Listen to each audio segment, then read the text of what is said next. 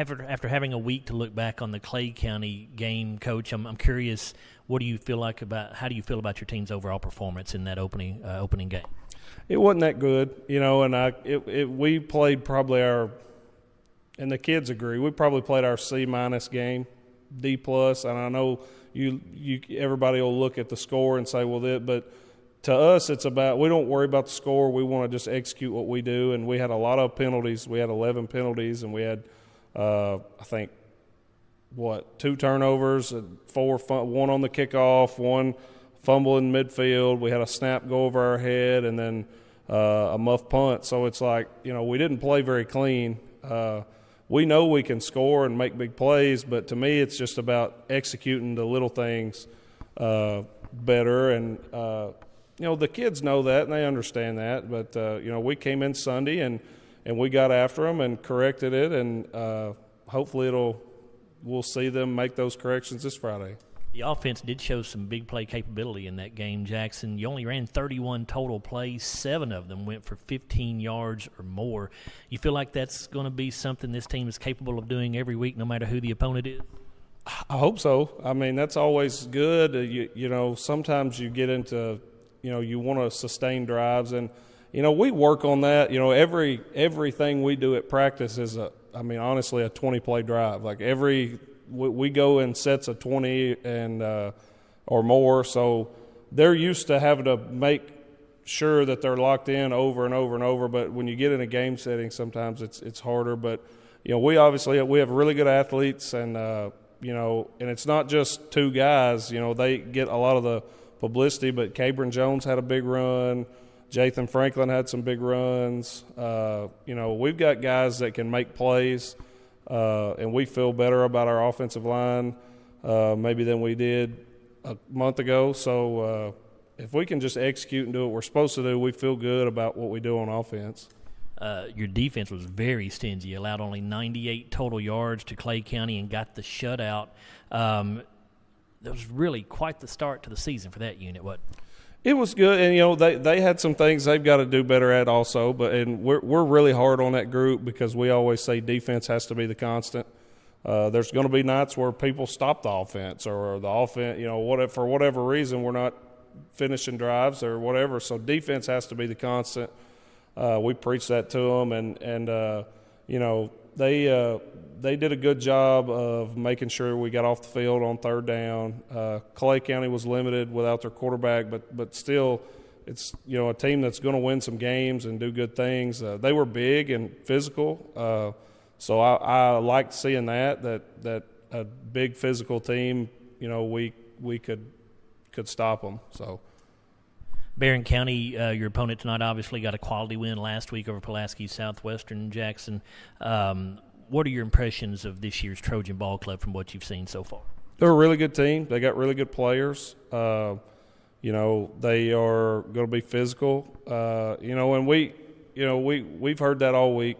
They're going to be the most physical team, and they're going to try to push us around. And so we heard it, and we made sure the guys knew it. And if we match the physicality, I think we will have a chance to win. But they're good at what they do. They play good defense. I think because of the offense they run, everybody thinks about the offense they run, but really the defense has been really good for them. They don't give up many big plays. They run to the ball. They tackle pretty well. So they've done a good job on defense over there too. Talking about their offense, of course, they run a wing tee. Jackson, what kind of problems does the wing tee present to a defense? Well, it just forces you to be sound and disciplined. It forces you to you can't pick, which you don't want to do that anyway, but, it forces you to stay square because it's kind of a quick hitting thing, It's not a gimmicky offense because it's been around forever, but it's different, it's unique, and it forces you to play good, sound defense. You got to tackle well, and you got to rally to the ball. But that's always, we're going to play a lot of those teams this year. So I think we've got 4 or 5 of them on the schedule. So we better get ready for it. Their quarterback, Briggs Harris, is a junior. Only attempted 5 passes last week, completed 2 of those, but he did run for 59 yards. He's a good runner. How much of a concern is his ability to run from the quarterback position? Oh, he's a good player. We have stressed all week about making sure that we keep him contained. He's a good runner. He's not a big kid, but he's real shifty, and he does a really good job of not taking big hits. He wants to get out on the edge, it seems a lot, and he throws it all right too. He does a good job throwing the ball. He's a good player, and when the other team has a good quarterback, it always makes things more difficult. What about defensively for Barren, Jackson? What are your impressions of them? What do you expect to see from them on that side of the ball? They're big up front. And they kind of make you. They want you to drive the ball. They're seem to be a bend don't break style defense, but they forced 2 or 3 turnovers last week. They got really good players on defense, and they do a good job. They mix up the front a little bit and do some different things. So I'm sure they'll have a good game plan for us, and but they do a good job of forcing turnovers. They're not going to let you just they want to make sure you drive the ball on them. If you're going to score, you got to really drive the ball and finish. No, you were missing offensive lineman Javion Twyman last week. He's been out with an injury for the last several months now. I understand he got cleared to play late last week. Do we expect to see him tonight? He'll play some. He'll probably play some both ways. He's looked good in practice this week. He's limited. Obviously, you don't want to just rush a guy back in. So, we'll manage that and monitor that. But he's had a really good week of practice. He's took a lot of snaps. He's in better shape than I thought he would be. So he's been doing something on his own. So, but he's lifted with his upper body and stuff since he got hurt. He's not missed a practice that I can remember. So, he's done his part to make sure he gets back. So we're excited to have him back. He's a really good player. Good luck tonight against the Trojans, Jackson. Thank you. Go Dogs. That's Scotty head coach Jackson Arnett. And when we come back on the Don Franklin Auto Countdown to Kickoff show, we'll give you the starting lineups for both ball clubs. We'll also bring in Larry Alexander and Bruce Tribute to talk a little bit about the matchup tonight. We're back after a 3-minute timeout here on the Don Franklin Auto Countdown to Kickoff show on WCOU Blue 103.1 FM and 1490 AM. At Don Franklin, we're about more than just selling cars. We're about families, generations of them. Founded by my parents in 1968, we've been here growing alongside you. From the first family car to the newest model for the next generation, our values of trust, care, and commitment are in every handshake, every deal. With over 5,000 vehicles to choose from, check them all out at DonFranklinAuto.com. Don Franklin, driven by family.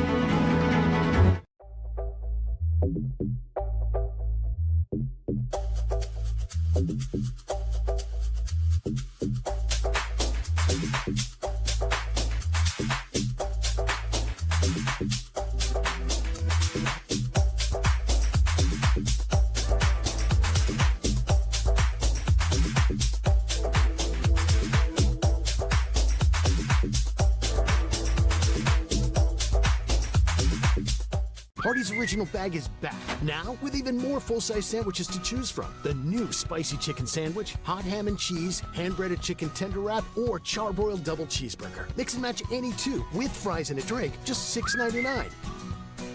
It's been an amazing 33 years. I've been blessed to have someone by my side that I can count on no matter what. Like 3 years ago when I had that car accident, you really came through for me. So I just want to say thank you, Alan, for being my Farm Bureau insurance agent. Kentucky Farm Bureau, big on commitment. Oh, he's been great too. Right now, when you download the Hardee's app and join My Rewards, say good morning to 20% off any breakfast order of $10 or more. Wake up to the fluffy omelet biscuit or a home-style loaded burrito and save. That's goodness in Hardee's country. At Kuzma Family Dentistry, we specialize in changing smiles and changing lives.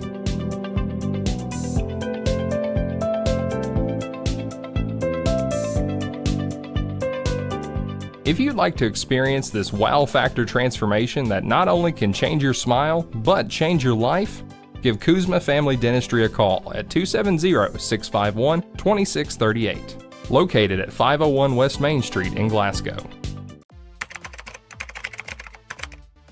And it all comes down to this moment. There's only one roll left. Let's see what happens. And Michael wins the face-off. He used the old misdirection trick. Well, now that he's eating the roll, let's wait for his reaction. It's good! Do you want a free lunch for two at Colton's? Listen to WHHT between 11 a.m. and 3 p.m. during the week for a chance to win.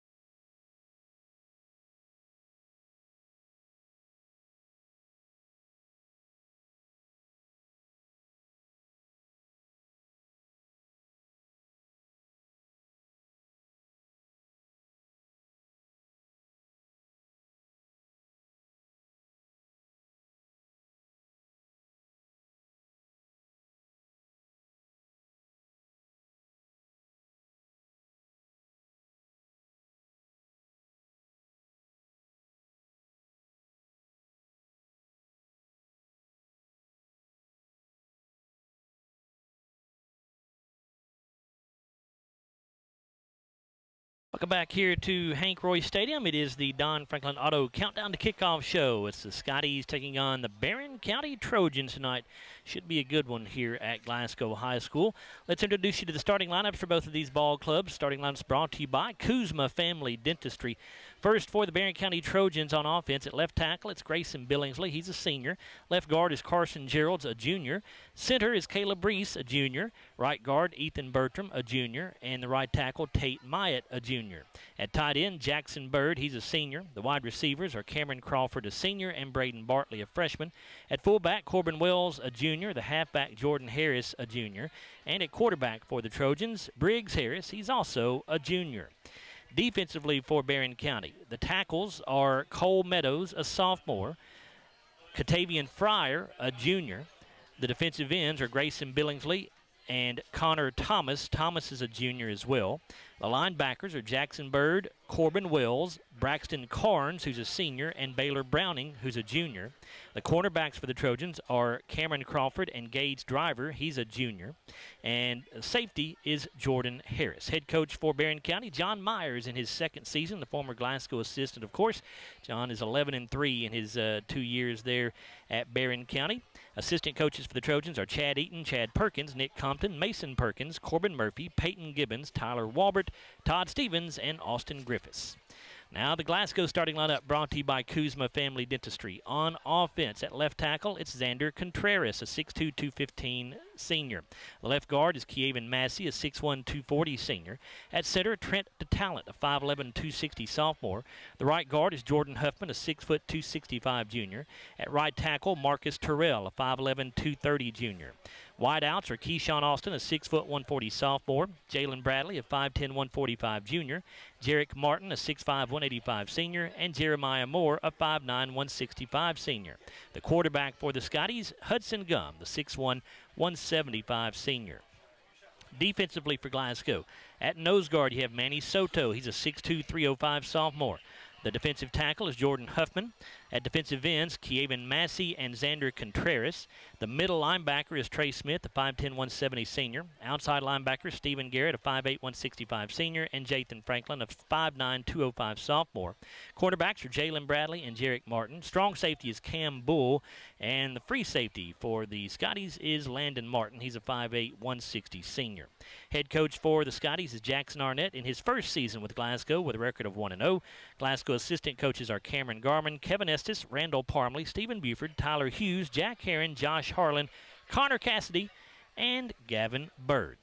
Those are a look at your starting lineups brought to you by Kuzma Family Dentistry. As we continue here on the Don Franklin Auto Countdown to Kickoff show, we bring in Larry Alexander and Bruce Tribune now. And, of course, Larry, this has the potential, I think, to be a very good game between two pretty good football teams, I think. Yeah, well, they are two good football teams. They're contrast a little bit. Glasgow has a lot of speed. Barren County not so much, but they do have some, but they're a whole lot bigger, especially in the line, than what Glasgow is. So the Scotties will have to be physical tonight to win. And, Bruce, the Scotties have dominated the series overall 28-8, but Barren trying to get wins over Glasgow in consecutive seasons.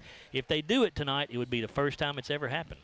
Well, and of course, you know, it's an emotional game. Everybody's all hyped up, the community, players, and you know, and that's the key thing, I think, especially for the Scotties. You know, last year we get penalties at a bad time.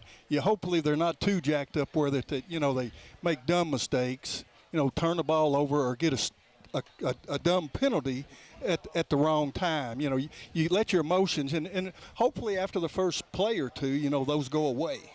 Yeah, certainly important to keep your emotions in check in a rivalry matchup like this is.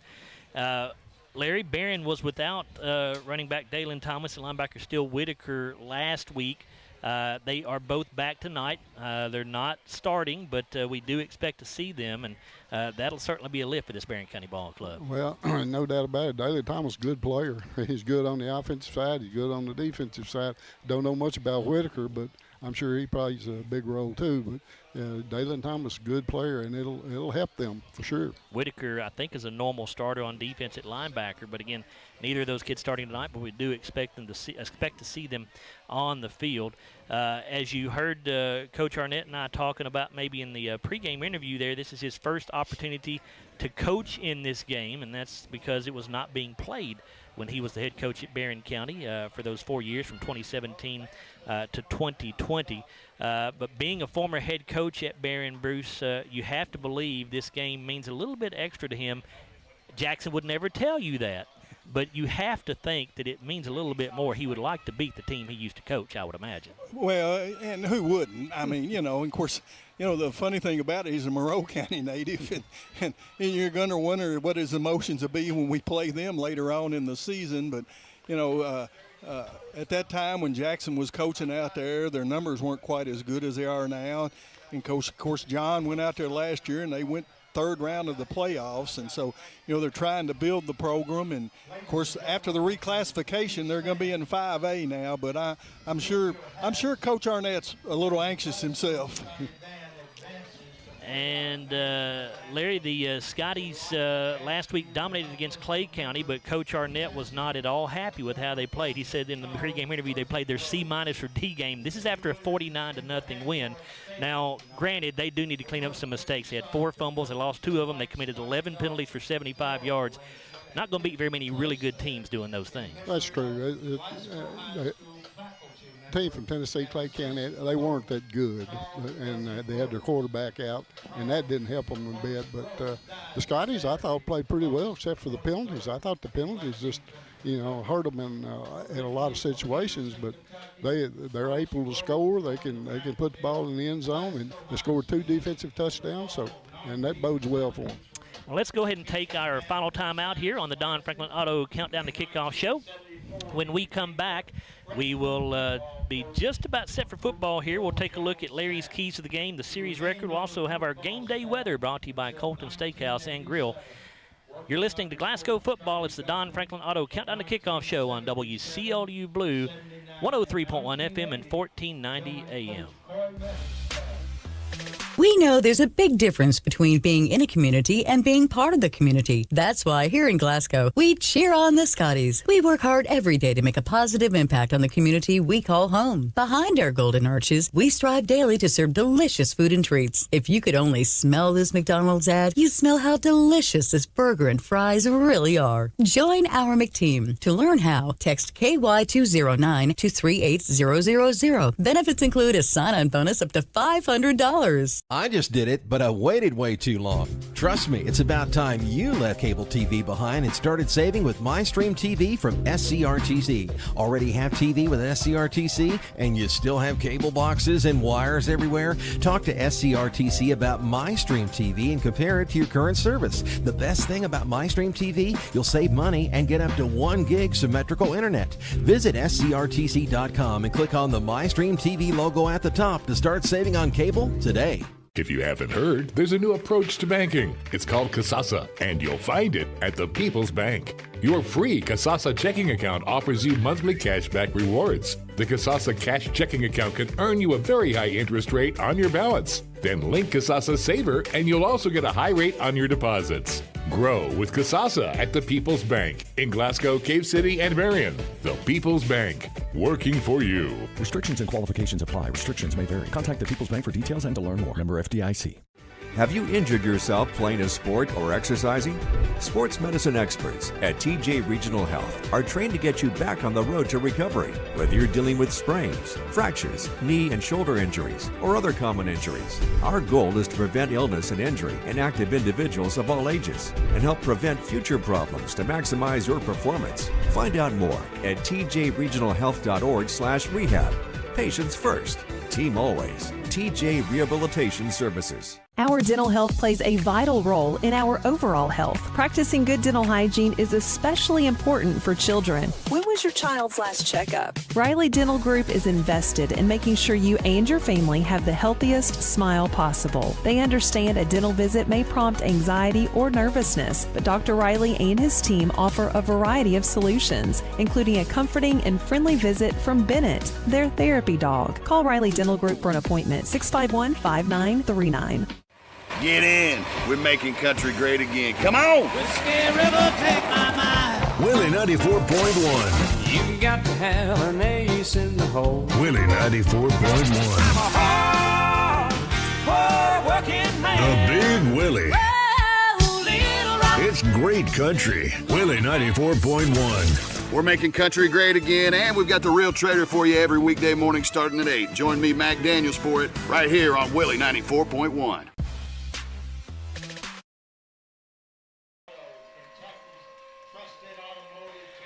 Back here at Hank Royce Stadium as the captains are now meeting at midfield, and we are going to get Mr. Chase Landrum down in between the captains and the official down there. They are going through the coin toss, so here we go.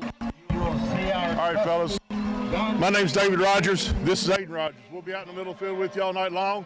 You'll hear us talking to you. Sportsmanship. Remember, the whistle does not kill the play. The result of the play does. If the player's laying on the ground or goes out of bounds, even though the whistle had blown, you still can't hit them. So please remember that. Let your teammates know that. Also, as last week, I told y'all both last week, your knees, I'm putting it on you all to help keep your teammates' knees covered. Make sure they get them down. Because the first 2 are warnings. The next 2 are delay game penalties on your team. The next one, your coach loses a timeout, and he's not going to like losing a timeout. If it goes to another one, that's going to be an unsportsmanlike on the coach, and he won't like it the next week at practice. So just take care of it. Try to get your teammates to make sure they get their knees covered. If there's a penalty, obvious choice, we'll mark it off, keep the game going. We may or may not want to take it. I will get with the sideline. I won't go to you. I'll go to the coaches, and we'll get it taken care of. Any questions? All right. That is tails. That is heads. That is heads. That is tails. Got somebody to flip? What are you going to call? Heads is a call. It is tails. You want the ball? Scotty's won the toss. They're going to receive. All right, Chase, thank you very much. We'll hear more from Chase as the game goes along here. So, the Scotties in all blue uniforms tonight. Royal blue with the familiar royal blue helmet with a white Scotty paw. White numerals on the jerseys. And Barren County in white jerseys with burgundy numerals and letters with the gold pants, the burgundy stripes down the side. Burgundy helmet with a gold Trojan on the side of those helmets. Larry, what about keys for a Glasgow victory here tonight, sir? Well, I think defensively Glasgow has to stop the run. They have to stop the quarterback. They got to contain him, keep their rushing game. They're not a great passing team. They only threw for 49 yards, so I think you have to get them first and second down. You have to be really good. Try to get them in passing situations if you can. And, that on defense. Offensively, no turnovers, minimum amount of turnovers, minimum penalties, and I think we'll be all right if we can do that. And we got to get the ball to our speedsters, our kids that can make plays. And the series record between Glasgow and Barren County, Larry, what do we have there? This is the 37th meeting between these two schools. The series stands 28-8 in favor of the Scotties. The first game came back in 1977 with the Scotties won 14-10 at Glasgow. Of course, last year, 224 was the last meeting. Barren County won that one at Trojan Field by a score of 23-7. Barren County has never won 2 in a row, so they could make history here tonight if they do that. And our game day weather report brought to you by Colton Steakhouse and Grill. It is 76 degrees here at kickoff time. It feels like 76 degrees. The weather is just about perfect here tonight on August the 29th. You couldn't ask for a whole lot more. Humidity right now only at about 54%. And by the time this game is over with, we're expecting temperatures to be down around 69 degrees or so. So not going to cool off much over the next few hours. That is the game day weather report brought to you by Colton's Steakhouse and Grill. As we wrap up our Don Franklin Auto Countdown to Kickoff show, it is just about time to get things going here. We are about 60 seconds away from kickoff as the Scotties are going to receive the football after they won the toss, as you heard from Chase Landrum. Chase, let me come down there to you real quick and tell me, you feel a little extra intensity or like a sense of excitement on the sideline down there? Get the crowd. I mean, you got people sitting on the hill at the stands filled. This feels like Friday night under the. You can feel the intensity down here. Thank you, sir. You can feel it up here as well. A large crowd here on hand as expected. And we are set to go. 12 minutes on the first quarter clock. Teeing it up, ready to kick it away for Barren County is Jacob Dooley. Jarek Martin back deep for the Scotties.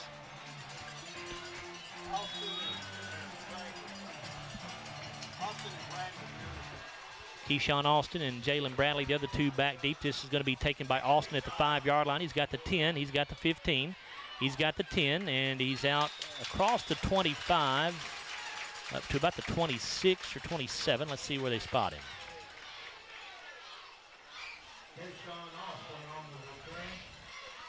It'll be the 26-yard line, so 1st and 10 for the Scotties from that point. Cameron Crawford is the man that made the tackle. They don't have any weights for these guys, but he's a senior.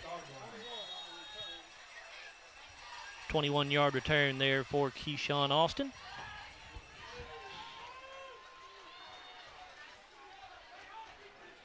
So Hudson Gum sets up in shotgun for the Scotties' first offensive play of the night. Cam Bull sets up to his right. You have trips receivers to the near side, a single wide out to the left.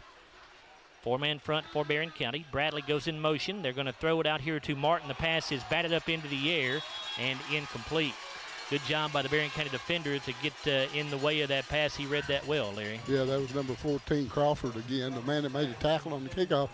He read it well. I mean, he just like he knew what was coming, and it's a miracle it wasn't intercepted. So no gain on the incomplete pass. It'll be 2nd and 10 from the 26-yard line. Hudson again in shotgun. Bull to his right. Same formation here with 3 men wide right, 1 wide to the left. Gum has the snap. Going to pitch it out to Bull, trying to get around the right corner, and not much. He will fall forward for positive yardage, maybe 2 or 3. Going to give him the 29-yard line, so he'll pick up 3 yards. Jordan Harris, a junior, made that first tackle for his first tackle for Barren. Both these defenses played really well in their openers last week. The Scotties got a shutout, and Barren County held Pulaski Southwestern to just 6 points. 3rd down and 7 for Glasgow here. Bull sets up to the right of Gum. 3 receivers tight formation on the left side. Now they all switch over to the right side. So 4 receivers on the right side of the formation. It's a quarterback keeper from Hudson Gum. He's got the 35, lowers his shoulder, trying to get to that first down marker. He is not going to get there. He's yard short. Well, I don't know. They gave him a pretty good spot there, Larry. They did. They put it on the yard on the. It's going to be really close. I believe they put it on the 39, if it's that's a first down. Well, if it's at the 36, it's a first down. Yeah, 36. And that is a first down for the Scotties. Boy, he just barely got it. I thought he was out short. So maybe a favorable spot there for the Scotties, but we'll take it if it was. 2 receivers to the left side, a single wide out to the right. Gum in pistol formation this time. Bull, the running back, set up behind him. 4-man defensive front for the Trojans. 10:34 to go in this opening quarter. We're just underway. And a busted play here. Somebody went the wrong way. Hudson Gum just going to have to take it and go around the right end, and he'll be run out of bounds at the 40-yard line. A flag is down. Receivers tight formation on the left.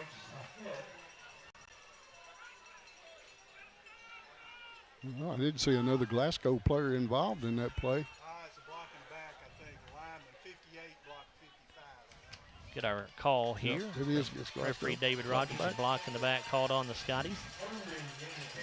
So again, the referee David Rogers, the umpire Aiden Rogers, linesman is Jason Morgan, line judge Kevin Blaylock, the back judge Daniel Rogers, the field judge Dennis Wilson, the side judge is Dennis Rogers.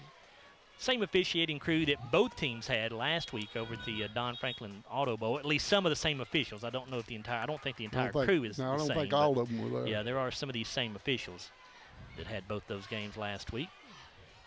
So the Scotties now facing 1st down and 18 here as that penalty backs them up to their own 29-yard line. Yeah, it was a busted play. I think the running back, Cameron Bull, went the wrong side. He just like he faked the ball to him because he went the wrong way. 2 receivers left side, 1 to the right, and another whistle, and we have a flag or a timeout here. False start called on the Scotties. Well, penalty number 1. We say we can't do that. So already the 2nd penalty for the Scotties here. 10:04 to go in the first quarter. Now it's 2nd down and 23, or 1st down and 23, right? Should be 1st down and 23. Yeah, it should be.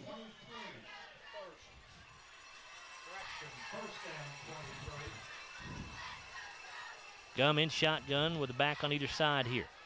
Going to give this off to Jalen Bradley. He tries to bounce it around the left end, and Barren County will hold him to a fairly short gain. Got about 3, I think. Up near the 27. Number 40, Connor Thomas, I should say. Made the tackle. He's a junior.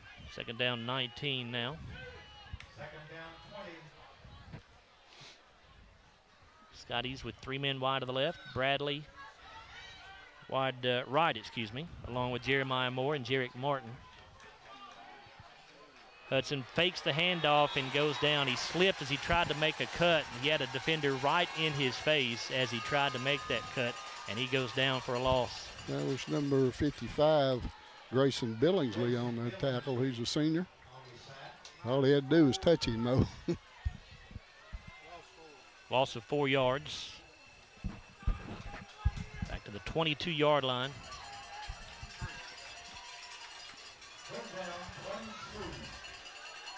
The 23-yard line, excuse me. Gum has a snap, looking up at the middle. The pass is incomplete. He had Jalen Bradley, but it was not a very well thrown football, and it'll be 4th down and long, so Glasgow will have to send in the punting unit here. Yeah, football's up just a little bit. He could catch that, and he had a first down. Right, excuse me.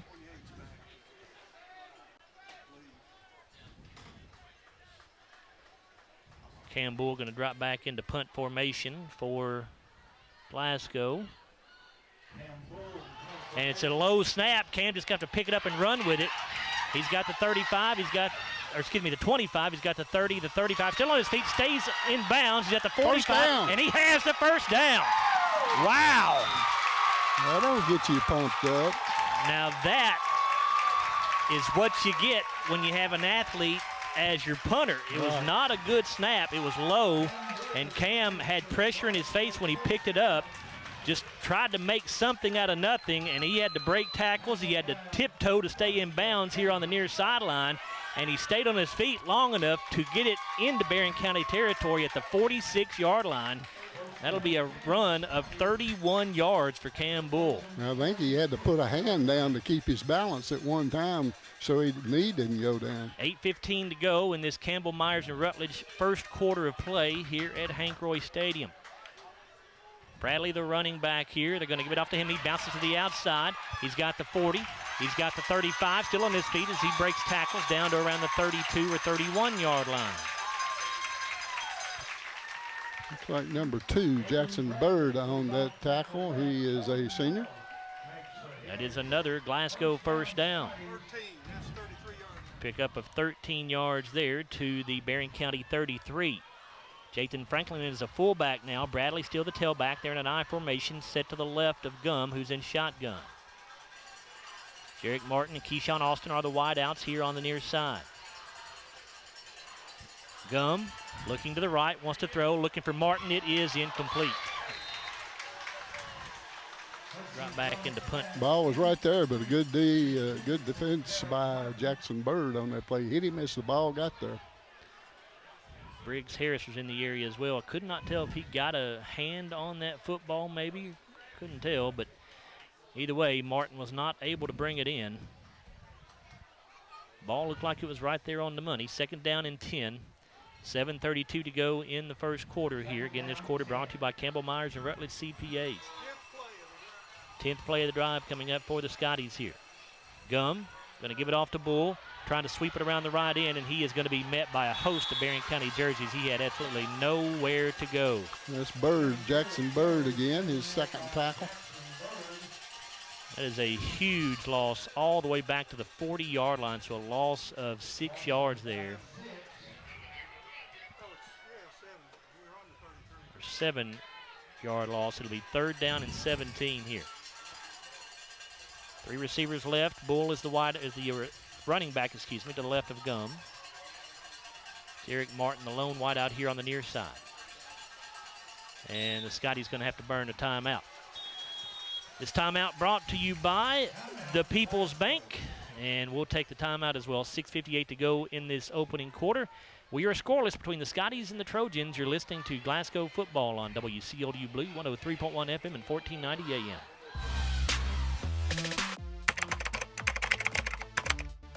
And it all comes down to this moment. There's only one roll left. Let's see what happens. And Michael wins the face-off. He used the old misdirection trick. Well, now that he's eating the roll, let's wait for his reaction. It's good! Do you want a free lunch for 2 at Colton's? Listen to WHHT between 11 a.m. and 3 p.m. during the week for a chance to win.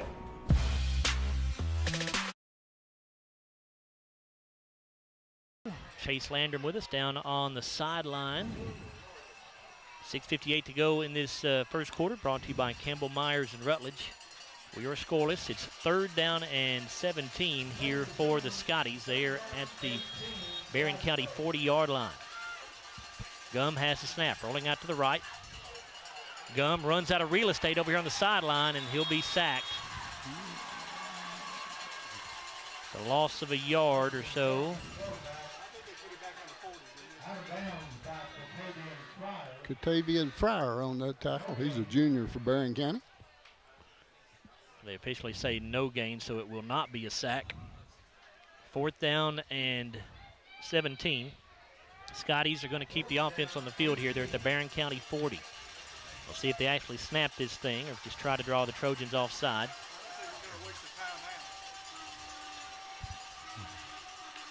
And they do snap it. Gum fakes the throw, now steps up in the pocket, now rolls out, looking for some body downfield. Has a man caught by Moore at the 15, at the 10, at the 5, and he's pushed out of bounds just before he can get in the end zone. Jackson Bird pushed him out of bounds at the 1 yard line, maybe the 2. No, it's a 3. Well, I'm wrong again. 4-yard line, actually, is where they're going to spot the ball out of bounds. But a nice job by Hudson Gum to keep his eyes downfield while he was under pressure. He found Moore wide open down there. Yeah, he got in the middle of the pack there and had to back out and come and roll out to his right. And there wasn't anybody there, and he was wide open. A pickup of 36 yards there. Bradley is the quarterback here in Wildcat formation. He takes a snap, and he goes into the end zone. Touchdown, Scotties! That touchdown brought to you by Riley Dental Group as Jalen Bradley, the Wildcat quarterback, got into the end zone off right guard, nearly untouched right there. Good blocking by the Scotties. Snap this thing. 6:01 to go in the opening quarter. It's Glasgow striking first. They lead Barren County 6-0. And now Jared Malagon on for the PAT. Jared last week was 5 out of 6 on his tries.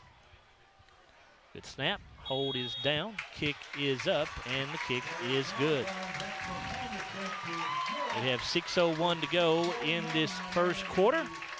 Glasgow with a 7-0 lead, courtesy of that touchdown brought to you by Raleigh Dental Group. It is a 4-yard touchdown run for Jalen Bradley. We'll look at the total numbers on that drive here in just a moment as Bruce is adding all that up for us. But Larry, that first drive was looking awful for the Scotties until the bad snap, and then Cam Bull just picked it up off the ground, made a great play, picked up 31 yards on a scramble, just trying to get away to get the punt off, but then realized he could get that first down potentially, took off, and that is what got the drive going. Yes, it was. That's a big play. That drive for the Scotties, a big 13 plays, 74 yards, took 5 minutes and 59 seconds off the clock. Jalen Bradley caps it off with that 4-yard touchdown run. Extra point good for Jared Malagon. 7-0 Glasgow, 6:01 to go in the first quarter. We'd like to have drives like that all night. You would. It's the first touchdown run of the season for Jalen Bradley. Jalen only carried it twice last week, but he had 52 yards on those 2 carries, but did not score. He scored a defensive touchdown, didn't he? He did. That's true. Yeah, he had a 65-yard pick 6 on defense, but did not have a rushing touchdown. He also had a receiving touchdown. Malagon gets the kick away. Low line driver going to go over the head of the Barren County receiver, and it goes into the end zone just barely. Boy, I thought it was going to stop at the 1. Jordan Harris just assumed that was going to bound right into the end zone, but it barely got in there. So fortunately for the Trojans, it will be a touchback for Barren County. They'll start 1st and 10 at their own 20. 6:01 to go in this first quarter, brought to you by Campbell Myers and Rutledge.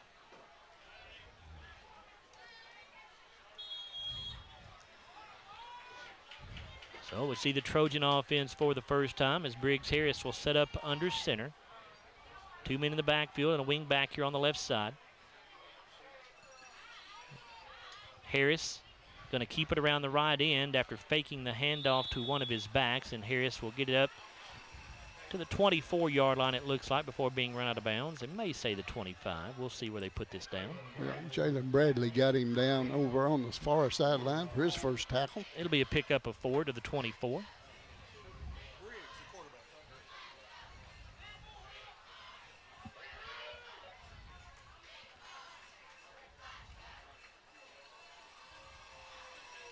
Trojans break the huddle with 14 on the play clock. Corbin Wells, the running back, a wing back on each side here in this wing T formation. Comes Jordan Harris in motion. Going to get off underneath to one of the other backs and maybe a yard or two at most. Yeah, nice gain tackling up the middle there by the Scotties. That was Corbin Wells on the carry that time. That's number 3, Trace Smith on the tackle.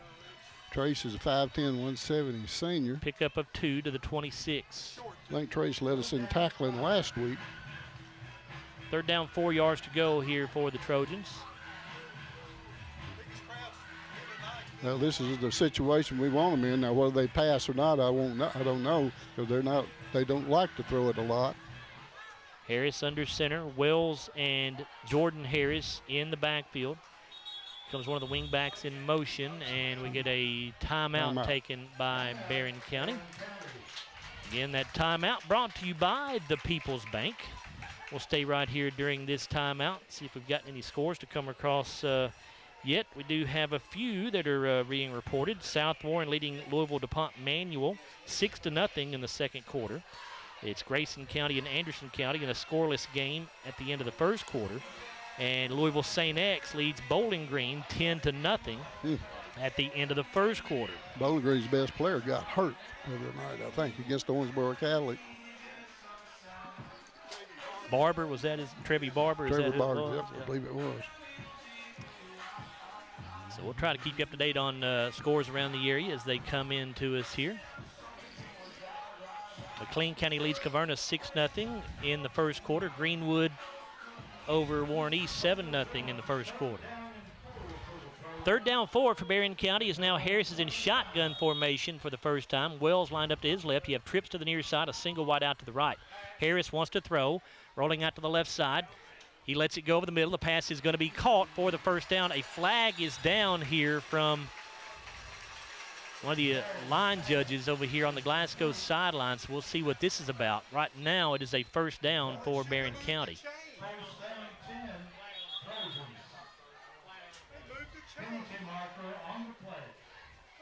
Well, the head referee didn't even know the flag was thrown, and they went ahead and moved the chains. Of course, it may be against us. I don't know. Right now, it's a gain to the 36-yard line. Sideline warning called against Glasgow. Good grief. It was Jordan Harris on the catch for Barren County. 10-yard pickup. So Barren gets their first down of the night. 7-0 Glasgow, 4:20 to go in this opening quarter. Baxter split. Going to give it off to the second man through, and boy, the Scotties meet him right at the line of scrimmage and drive him backwards. I think that's Jordan Harris who got the carry, but let me make sure. It is. Jathan Franklin is the man that made the tackle, 5'9", 205 sophomore. No gain on the play. It'll be second down and 10 for the Trojans at their own 36. 7-0 Glasgow.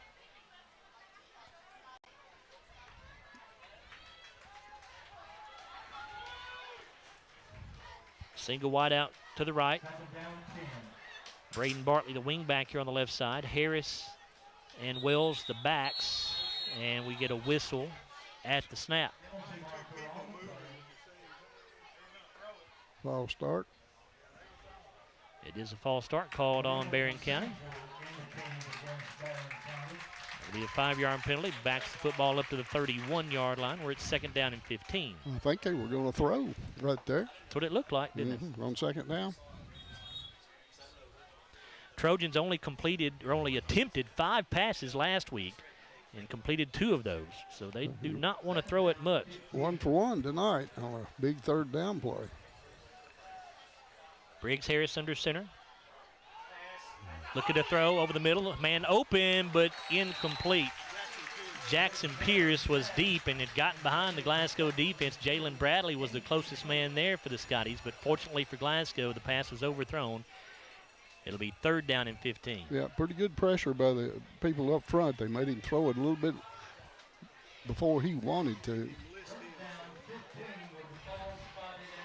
Big play for the Scotties right here. Did you stop them? 3:14 to go in this first quarter, which is brought to you by Campbell Myers and Rutledge CPAs. 7-0 lead for the Scotties. It's 3rd and 15 for Barren County. They are at their own 31-yard line. And we get a whistle at the snap, and did Glasgow get a timeout? Do we have yeah, we had too many men on the field. That's why. And so the Scotties burned their second timeout already here in the first quarter with 3:14 to go. They'll have one remaining. Barren County has burned one so far. Yeah, Cabron Jones, they thought he was supposed to be in the game. He ran out on the field and then couldn't get back off, and they had to call timeout. Well, we have a moment. Let's thank our sponsors here on WCLU. They are Don Franklin Auto, Glasgow EPB, Hardee's, Kentucky Farm Bureau Insurance Agent Joe Myers, Kuzma Family Dentistry, McDonald's of Glasgow, SCRTC, The People's Bank, TJ Regional Health, Campbell Myers and Rutledge CPAs, Colton Steakhouse and Grill. Glasgow football also brought to you by Raleigh Dental Group, CRS Construction, Hatcher and Sadler Funeral Home, and by Scooters Coffee. Thanks to those local businesses for helping us bring you Glasgow football on the air here all season long.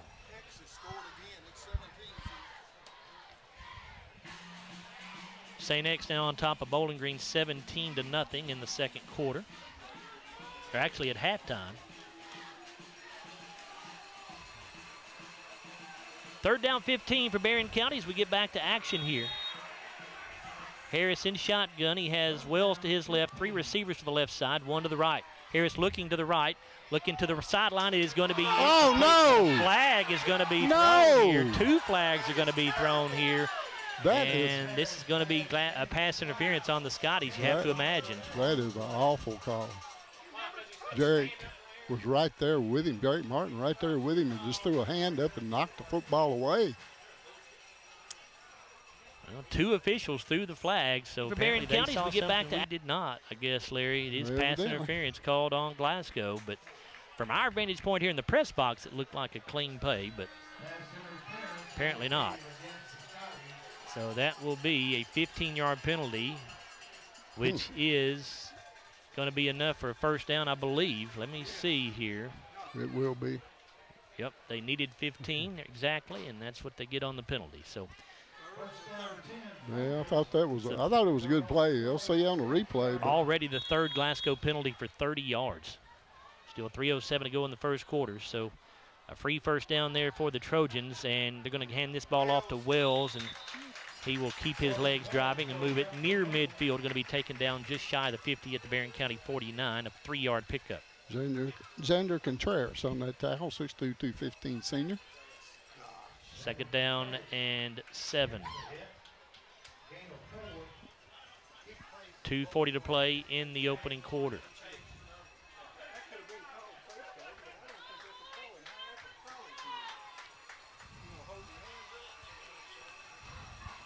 Briggs Harris under center, going to give to Wells again. He gets hit at the line of scrimmage, and a nice play by the Scotty defender. That is Stephen Garrett. Yeah, Stephen Garrett, who met him right at the line of scrimmage, Larry, and did not let him go. They're going to give him a yard, but that's all. It'll be 3rd down and 6 coming up. Yeah.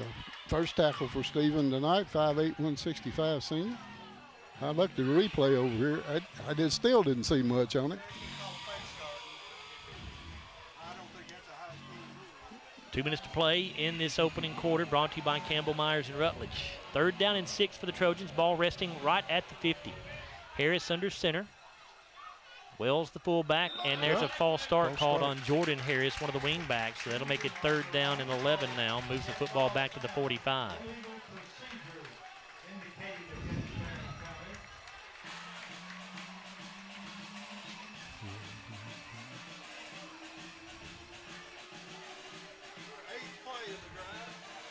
Trojans about to run their 8th play of the drive here. Glasgow on top, 7-0.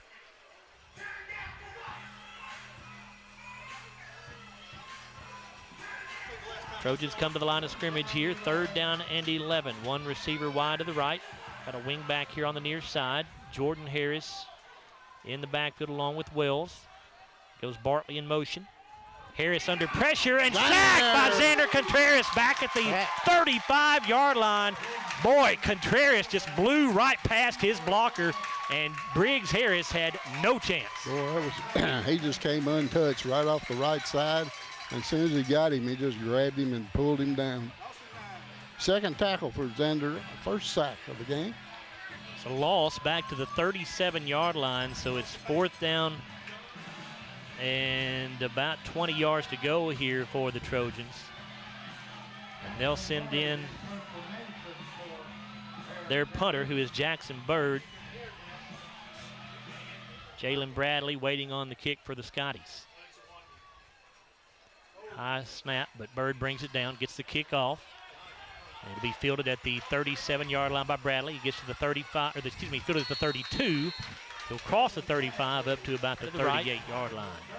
Yeah, number 26 on that tackle. That was Corbin Wells. That's his first of the night. 26-yard punt with 6-yard return there for Bradley. Make it a 31-yard punt. And a 6-yard return. So the Scotties get the ball back, leading 7-0 here, 1st and 10 at their own 38 with 35 seconds to go in this first quarter. Gum in pistol formation. Jalen Bradley is the running back behind him. Jathan Franklin is a wing back here on the near side. 2 receivers to the left. Give it off to Bradley. Jalen goes up the middle with it, and he'll fall forward across the 40 to the 42-yard line. Connor Thomas on the tackle, his second of the night. Be a pickup of 4 yards. Scotties will not have to run another play here in the quarter, and I don't think, well, they are going to get up to the line of scrimmage and maybe try to run a play. Maybe not. Gum in pistol formation. May just be trying to ball Barren County off sides here. And they do snap it. Here's a give to Bradley. Finds a nice hole across the 45. Slips a tackle there at the 50. And he will cross into Barren County territory down around the 48-yard line with a Glasgow first down. Jordan Harris on the tackle. That's his second of the night. And a timeout on the field, and that is actually the end of the first quarter of play. So 7-0 Glasgow on top of Barren County. We'll come back with the second quarter of action. This first quarter has been brought to you by Campbell Myers and Rutledge. You're listening to Glasgow football on WCLU Blue, 103.1 FM and 1490 AM.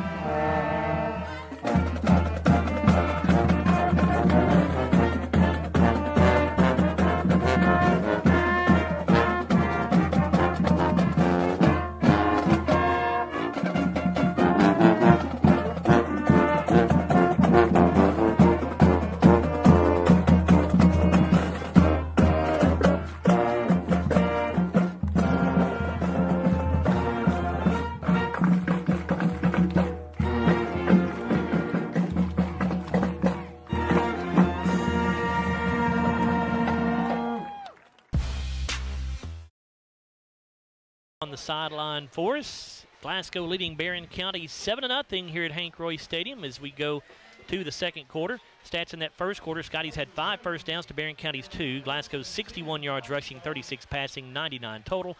Trojans just 2 yards rushing, 10 passing for a total of only 12. We'll look at the rest. Look at the rest of those stats here in just a moment. 1st and 10 for the Scotties at the Barren County 48-yard line. A little confusion on the Scotties formation here. And now a flag is down. Scotties, we have seen for the second time tonight having personnel issues. Had to burn a timeout to avoid a penalty on defense. And Jackson Arnett is not a happy camper down there on the Glasgow sideline. No, he's not. That's, just that stuff, it just shouldn't happen. Hey, I know it's the second game of the season, but you got to know where you're supposed to be.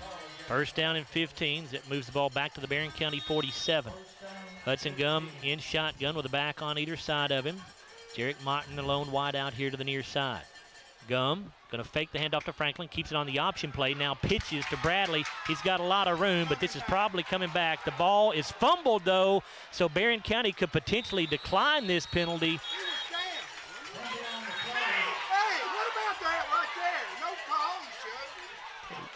So we'll see what happens. The flag, you have to assume, is on Glasgow for holding. The fumble occurred at the Barren County 37-yard, at the Glasgow, it is the Barren County 37-yard line, I'm sorry. Trying to watch the officials here to see what they're going to determine. Here's the call. It is a hold on the Scotties, and Barren County will decline the penalty, and it is a fumble by Jalen Bradley. Trojans recover.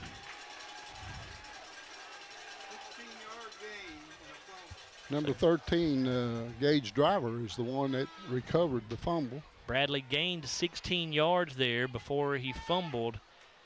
So Barren County will get the ball first and 10 at their own 37-yard line with 11:48 to go in the second quarter. But if that holding penalty had stood, that was already going to be Glasgow's 6th penalty. We've got 11:48 to go in the second quarter. Briggs Harris under center. He'll send Dalen Thomas in motion. First time we've seen Thomas in the ball game. He'll go around the right end and cross the 40 to the 41-yard line. See a gain of 4 yards. Second down and 6. I thought Cam Bull made that tackle. I get my right sheet over here.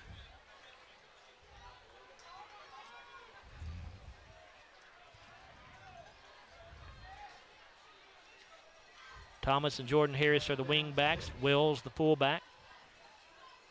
Briggs Harris under center, puts Thomas in motion. Going to fake the pitch, wants to throw. Setting up a quick screen on the left side, and the Scotties read it very, very well as Jarek Martin got there, Larry. Exactly. Jarek read it perfectly. They faked a little bit to the right side, and there's a little throwback out to the back on the other side, and Jarek Martin read it perfectly. Jackson Bird, I think, was the receiver on that play there, but it goes for a gain of 1. So it'll be 3rd down and 9 here for the Trojans. Yep, another big play on 3rd down for the Scotties. Ball at the Barren County 38. Trips to the near side of the field, a single wide out to the left. Harris in shotgun. He has Wills to his right. Harris wanting to throw, rolling out to the right on 3rd and 9. Lets the ball go, and it is incomplete. Intended for Jordan Harris down around the 30-yard line. Cam Bull was there defensively for the Scotties. And the Glasgow turnover apparently not going to hurt the Scotties, as it'll be 4th down and 9. You would expect to see the punting unit come in for the Trojans here.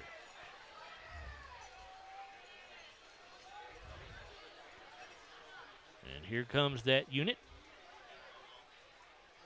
Jalen Bradley will go back deep for the Scotties. He stands around his own 35-yard line. Jackson Bird will punt it away for Barren County. Ball at the Trojans 38. Good snap this time. Bird gets it away. End over end. It'll be fielded by Bradley at the 29. Comes to the near sideline. He's got the 35. He's got the 40. A flag is down, so 2 flags are down, so this one's coming back. What in the world are we hitting behind the play for? That was unnecessary. Going to get a block in the back here, I think, on Cam Bull. That'll be the 3rd one tonight.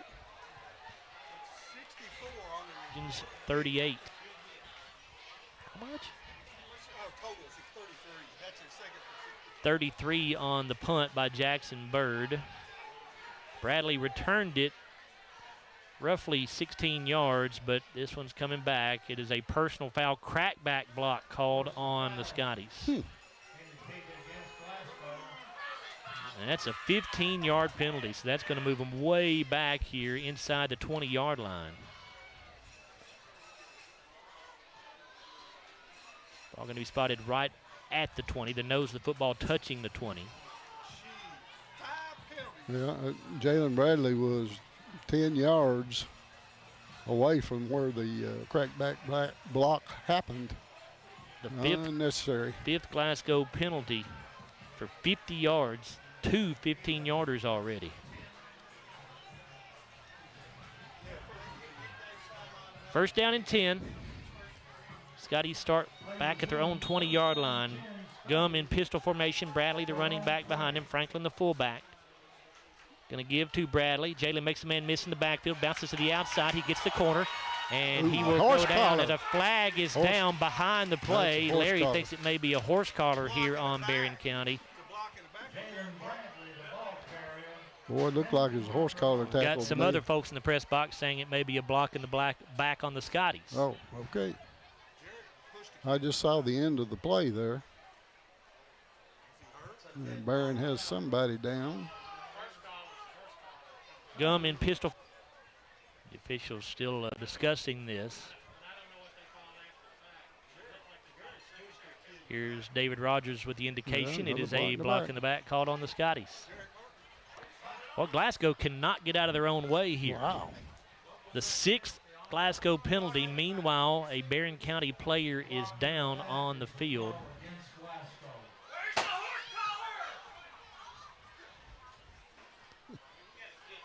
Somebody else in the press box agreed with you, Larry. Oh, I thought it was. Sure you all probably heard that there in the background. I said it just as soon as he tackled him. I thought it was a horse collar tackle. Of course, I didn't see the block in the back from over here. Penalty moves the ball back to the original line of scrimmage at the 20, so let's be number 2. First down and 10 again. Jackson Bird, who's the man that was down. He walks over to the sideline on his own, so that's certainly good to see. Hopefully he'll be okay. First and 10 Glasgow once again here like the play never happened. 6 Glasgow penalties for 60 yards.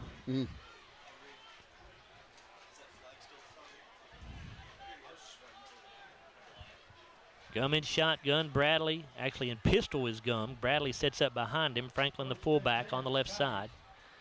Give it to Bradley again, and Jalen goes off left tackle. Not much this time, maybe a yard.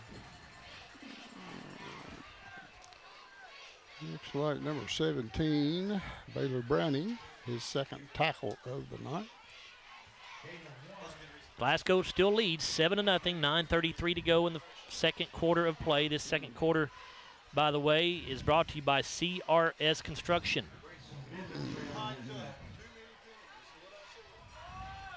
Second down 9. Ball at the Glasgow 21. Gum in shotgun. He'll give this off to one of the backs. That's Jalen Bradley, and nothing. Nothing again. It'll be third down and 9. Steele Whitaker is the man that made the tackle. He's a senior. First tackle tonight.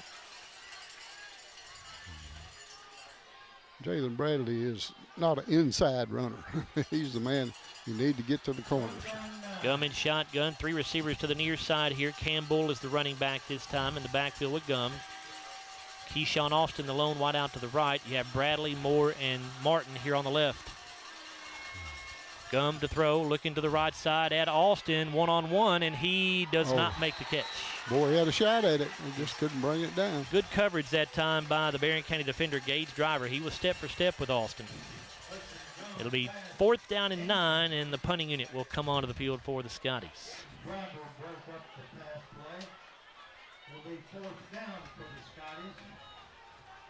Cam Bradley in punt formation. Cam Bull in punt formation. Cam Bull to kick it away for the Trojans, or excuse me, for the Scotties. I believe that's Jordan Harris back deep for Barren County. Trojans coming after it. Bull gets it away.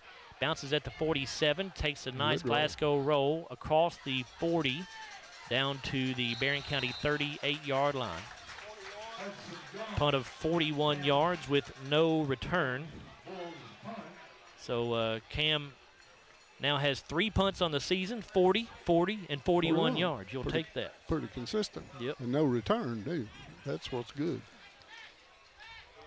8:27 to go in this second quarter, brought to you by CRS Construction. 7-0 lead for Glasgow.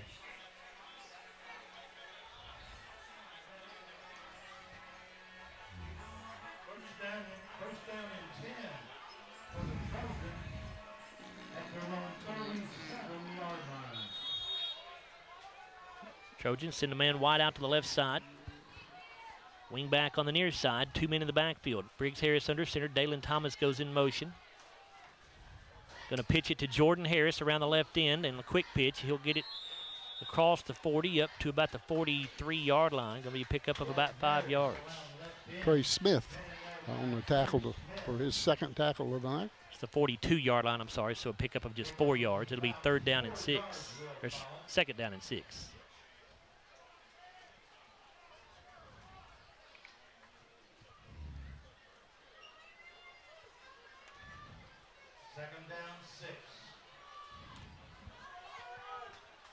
Harris again under center. The 2 backs behind him. That's Harris and Wells. Give it off to Dalen Thomas, the wing back, come around the left end, and he will be run out of bounds around the 45-yard line, looks like. Looks like number 17, that's Landon Martin that ran him out of bounds over there. His first tackle, 5'8", 160 senior. Sorry, Larry, gain of 2. It'll be 3rd down and 3. So far, the Scotties have done a pretty good job on 1st and 2nd downs. Got them in 3rd and 4s, 3rd and 5s, and 3rd and 6.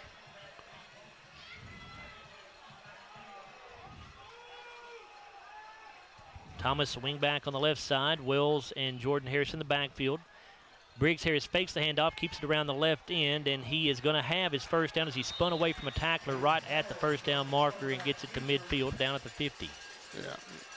Looks like number 3, Trey Smith again on the tackle, his 3rd. Be a pickup of 5 yards. Yeah, he just faked it right into the middle of the line and it just kept bootleg around the left side.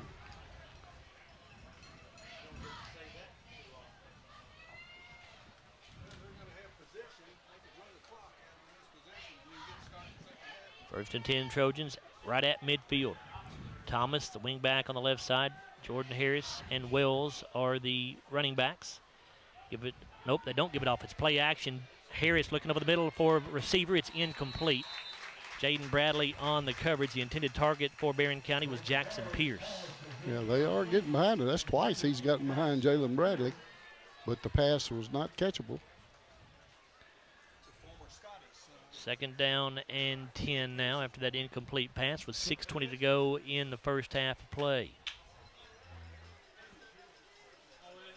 Stay tuned for our SCRTC halftime show coming up. We'll take a look at the halftime stats brought to you by McDonald's of Glasgow. Wide out to the near side.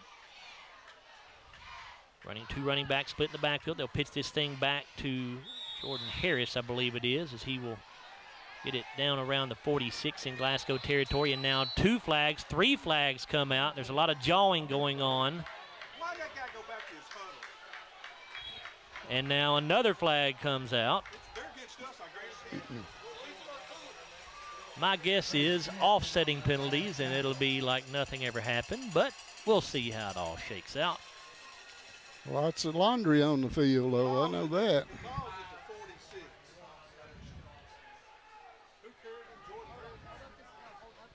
Harris, I believe Number 52 made the tackle, by the way, and that would be Jordan Huffman. Harris carried the football to the Glasgow 46-yard line. We'll see if the play stands here, but we'll see what we have. Here comes referee David Rogers with the call.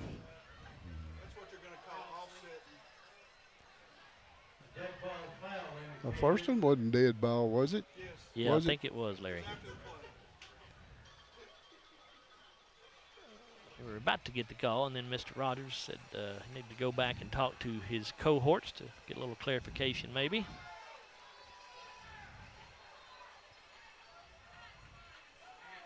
.6:11 left in this second quarter, brought to you by CRS Construction. Here's the indication.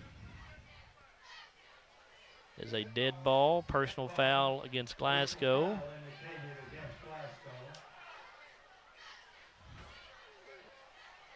Unsportsmanlike conduct indicated against Barren County. All right, nothing happened. You're right.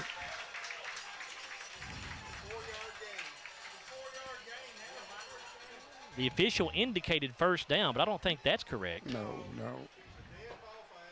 It should be 2nd down and 6. They are changing it to first down. Why? They're going to give it, I guess, because maybe the first one was a dead ball penalty. I don't have any idea. Well, they were both dead ball penalties. I don't know. Either way, it's 1st and 10 for Barren County, so they definitely get the better of that situation. Instead of 2nd down and 6, it's 1st and 10. Here comes Dalen Thomas in motion to the near side. Harris wants to throw. Looking downfield, under pressure, lets it go. Pass is caught by Wells, going to be hit right where he caught it and dropped at the 38-yard line. And now more flags coming out. And this is going to go on Glasgow for sure.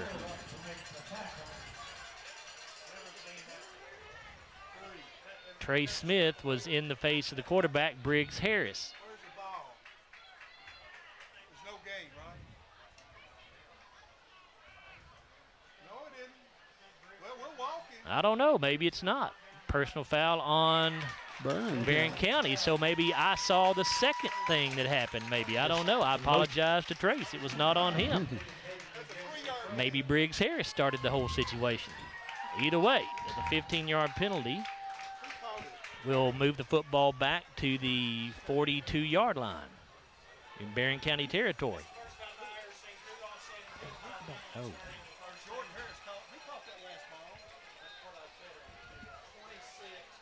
Okay, I got it.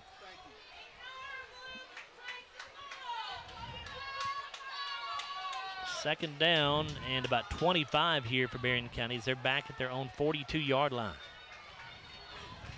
Dalen Thomas, the wing back on the left side. Jordan Harris and Wills are split in the backfield. Wide out here to the near side. Here comes Thomas in motion. Harris to throw, under pressure immediately, lets it go. Pass is caught, though, by Jordan Harris. A lot of room over there on the right side. And he will go down right around the 47-yard line in Glasgow territory. Jarek Martin with the tackle there. Boy, Briggs Harris just barely did get that pass off. He had 3 Scotty defenders chasing him down, but he did, and Jordan Harris made something out of it. Yeah, he got it away quickly. Harris and Wills are third down 11 coming up for the Trojans at their own 40, at the Glasgow 47. Pickup of back here. Ball was at the 42, so it's a pickup of 13. No, let's see. It's a pickup of 11 yards there for the Trojans. It'll be 3rd down and 11 here. And now Barren County going to call a timeout. This timeout brought to you by the People's Bank. We'll take the timeout with them. It is Glasgow 7, Barren County nothing. 4:39 to go here in the 2nd quarter. We're back after this. You're listening to Glasgow football on WCLU Blue 103.1 FM and 1490 AM. Get in. We're making country great again. Come on. Whiskey River, take my mind. Willie 94.1. You got to have an ace in the hole. Willie 94.1. I'm a hard working man. The Big Willie. Oh, little rock. It's great country. Willie 94.1. We're making country great again, and we've got the Real Trader for you every weekday morning starting at 8. Join me, Mac Daniels, for it right here on Willie 94.1. Joe Myers, Larry Alexander, Bruce Tribune back here with you in the press box. Chase Landrum with us down on the sideline. It's 3rd down and 11 for the Trojans. We have 4:39 to go in this 2nd quarter, which is brought to you by CRS Construction. Barren County at the Glasgow 47. Potentially 4-down territory here. Briggs Harrison shotgun. Got a running back to his right. 3 receivers to the right side. Harris rolling out to the right, looking, and the pass is going to be incomplete. Intended for Dalen Thomas, but it was thrown way behind him. Harris looked like he was expecting Thomas to do something else, and they just weren't on the same page there. It'll be 4th down and 11, so you would think the punting unit will come in, and it looks like they will. Cam Bull was there defensively for the Scotties. Jackson Bird will drop back into punt formation. Jalen Bradley will go deep for Glasgow. Good opportunity right here for the Scotties with 4:35 to go. Got a chance to put some more numbers on the board here. Good snap. Bird's kick is away. It's a wobbler. Bradley will field it right at the 20.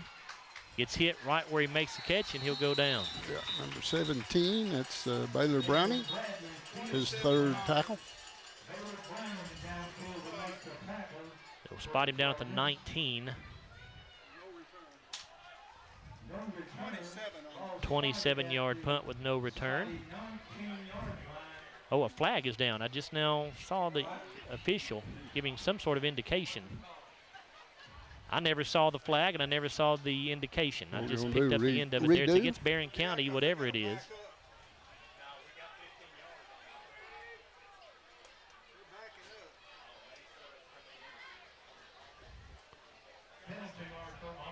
So it's a 5-yard penalty against the Trojans, whatever it was. Backs the ball up in Glasgow, Barren County territory at the 48. So Trojans will repunt this thing. Jarek Martin is the man back deep returning the punt. It's a high spiraling kick, drives Martin back to the 10-yard line where he fields it. Got the 15 and up across the 20 to about the 22, I think. Jackson Pierce made the tackle, his first. Give him the 23-yard line, actually, on the return. 44-yard punt. The return of about 15 yards or so.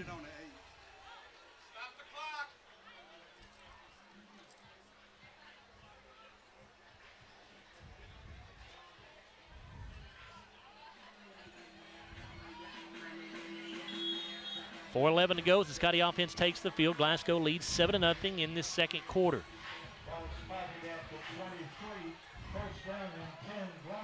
First and 10 Scotties from their own 23-yard line. Gum in pistol, fakes to Bull, keeps it around the left side. He'll throw, pass caught by Bradley.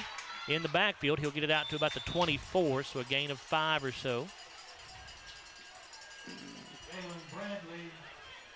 Jordan Harris on the tackle. That'd be number 3 for him. That was the run-pass option there for Hudson Gum. Had the option to keep it, but had Bradley out in the flat. Pick up. They got 1. Of 1 yard. I'm sorry. I looked at it wrong, apparently. 1 yard to the 24. That's right. It was. I was thinking he started at the 19. I'm sorry. I was thinking about before the penalty. So second down and 9 here. Gum keeps it around the left side. And Hudson going to get to the 25 before he's run out of bounds. May have gotten the 26. Yeah, number 50, Cole Meadows on that tackle. That'd be his first. He's a sophomore. They will put it down to 26. So a gain of 2. It's third down and 7 here for the Scotties with 3:15 to go in the second quarter. The second quarter brought to you by CRS Construction. Gum in shotgun. 2 receivers to the near side, 1 to the far side. Bull is the running back. Play clock down to 5 seconds here. Down to 2. There's the snap. Hudson Gum looking. Pass going to be caught by Keyshawn Austin at the 30, and he's got the 34. It will be enough for a first down as of now, but shocking. There is a penalty flag down on the play on the far side of the field. Tobin Wells made the tackle over here. Illegal procedure. This false start on Glasgow will wipe out a first down. Boy, I'm getting sick of the penalties up here. I can't imagine how the coaching staff feels down there. That is 7 Glasgow penalties in the first quarter, first half of 65 yards. Well, we have 9 last week. Had 11 last week for the ball game, which was too many. Way too many.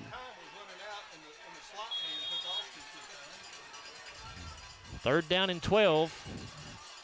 Ball back at the Glasgow 21-yard line. Down to 2.5 minutes to go in the half. Gum has a back on either side of him. Hudson, off play action to throw. Looking over the middle of the field for Jarek Martin. The pass is overthrown. He had it over his other shoulder. He might have had a shot at that ball, but he threw it right over the other shoulder, wrong shoulder. Briggs Harris was back there defensively for the Scotties, so Glasgow with 2:20 to go in the first half will have to punt the ball away.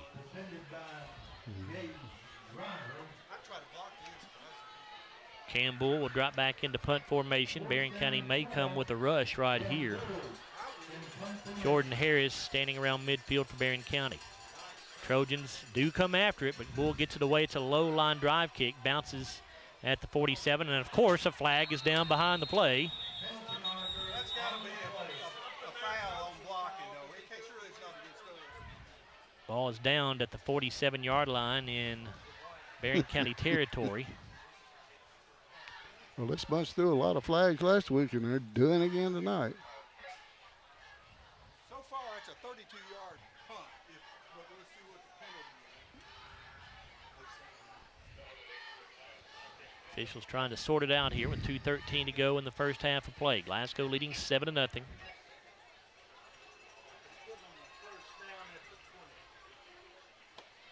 They're talking to the Barren County coaching staff, so this is apparently on Glasgow, it looks like. They want us to punt it again, I guess. They're going to punt again. Well, let's get our indication here. Block in the back called on the Scotties. Number 5. Why would we be blocking somebody in the back on a punt? You're not blocking. 8 penalties now, or is that 7, Bruce? Is that 8 penalties for 70 yards? There's 5 of them are blocks in the back. It's back on the 21 on alley, though. That's 10 yards. Looks like a hold. 10-yard penalty will move the ball back to right around the 10-yard line or so, 11-yard line. That's a tough penalty there. We shouldn't even been the blocking on that one. Boy, the paint may come off the walls in the Glasgow locker room my. at halftime, Larry. Cam Bull in punt formation. And he gets the kick away. Harris will field it at the 40.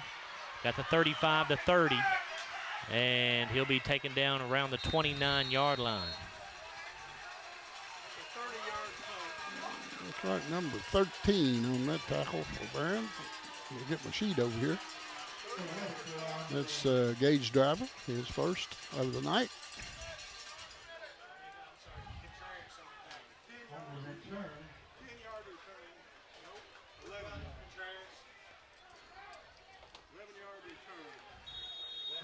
Punt of 11 yards. What was the punt, Bruce? Punt of 30 and a return of 11. First and 10 Trojans. They start at the Glasgow 29. A golden opportunity here, and they're going to get the ball back to start the third quarter, but Cam Bull will blow this play up as he met Dalen Thomas in the backfield as he took the handoff. That'll be a loss back to the 30. Loss of 1. Third tackle for Cam. They've got 48 yards of offense, and we've got 75 yards of penalty. Scotty's, Bruce telling us off mic here, Glasgow with 75 yards of penalties. Barren County has 48 yards of total offense. Second down and 11. Briggs Harris in shotgun. Wells to his left. Trips to the left side of the field. A single wide out to the right. Harris wants to throw. He's rolling left. Harris will throw it over the middle. The pass going to be caught at the 25-yard line. I believe that was Jackson Pierce on the catch, but let me make sure. It is Jackson Pierce making the catch at the 26. 7 yards. What was the Kevion Massey made the tackle. That's his first of the night. Pickup of 4 yards. It'll be 3rd down and 7. Also, no less than 2 holes over on that play over on the right side of the field. Under a minute to go here in this second quarter, brought to you by CRS Construction. Glasgow on top, 7-0. Barren County in 4-down territory if they don't get it here.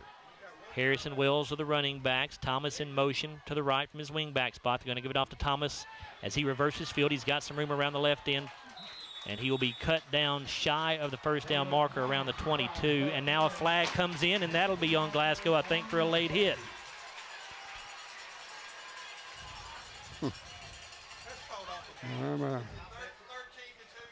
It was going to be 4th down, but we'll see. It looked like Glasgow may have committed a late hit penalty. Dead ball. Dead ball personal foul against the Scotties. That'll be half the distance and enough for a first down. Harrison Wells. I mean, the Scotties are absolutely crushing themselves with penalties in this ball game. The Scotties have now That's only 8. I thought that was 9, Bruce. I thought they had 8 before that. Okay, so that's now 9 penalties for 86 yards. And we've not gotten to halftime, folks. First down and 10 for Barren County at the 11-yard line. Harris and Wells split in the backfield. Thomas the wing back on the right. Harris going to fake the handoff, wants to throw, looking into the end zone, passes incomplete. Intended for Jackson Bird, and now interference going to be called on Glasgow, and that is a poor call. That is a poor call. That ball had already gotten there by the time that the receiver was pushed in the back. Now, I'm not saying much about the other calls. I don't know, but that looked like a very poor call. Make it 10 penalties on the Scotties in the first half.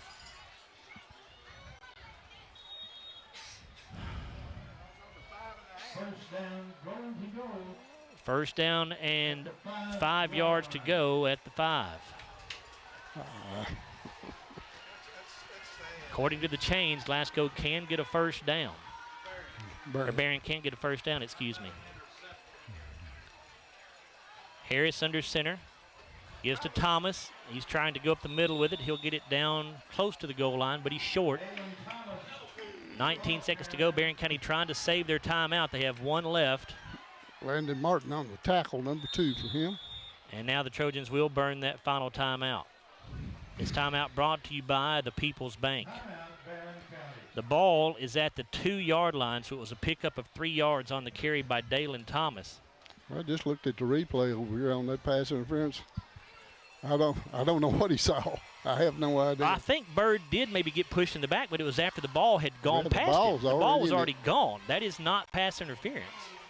Anyway, 7-0 lead for the Scotties. We've got 11 seconds to go. I don't know how Glasgow's leading this ball game because they are absolutely shooting themselves in the foot in this contest. It is frustrating for me to watch and call this game. I cannot imagine how the coaching staff is feeling right now.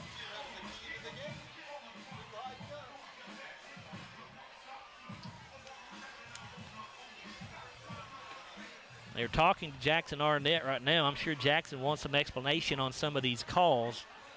It's a 7-0 Glasgow lead with 11.9 to go in the first half.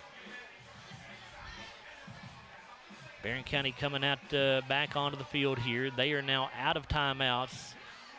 Glasgow is 1 timeout left, but of course they probably won't need to use it. Just 11 seconds to go in the half. This is big because Barren County gets the ball back to start the second half. Scotty's won the toss and chose to receive.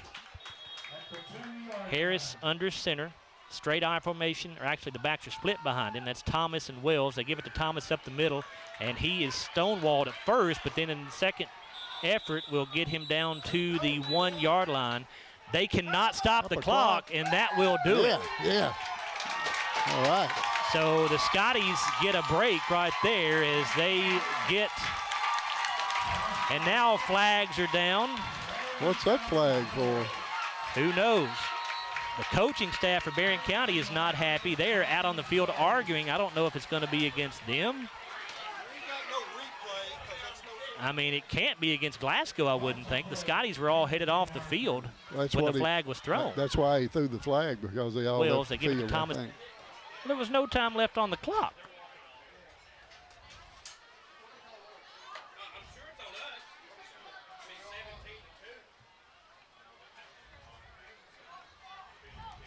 Well, let's see. I don't know. Jackson Arnett is not happy, so apparently this is against Glasgow. Boy, Coach Arnett is fired up right now, and I don't blame him.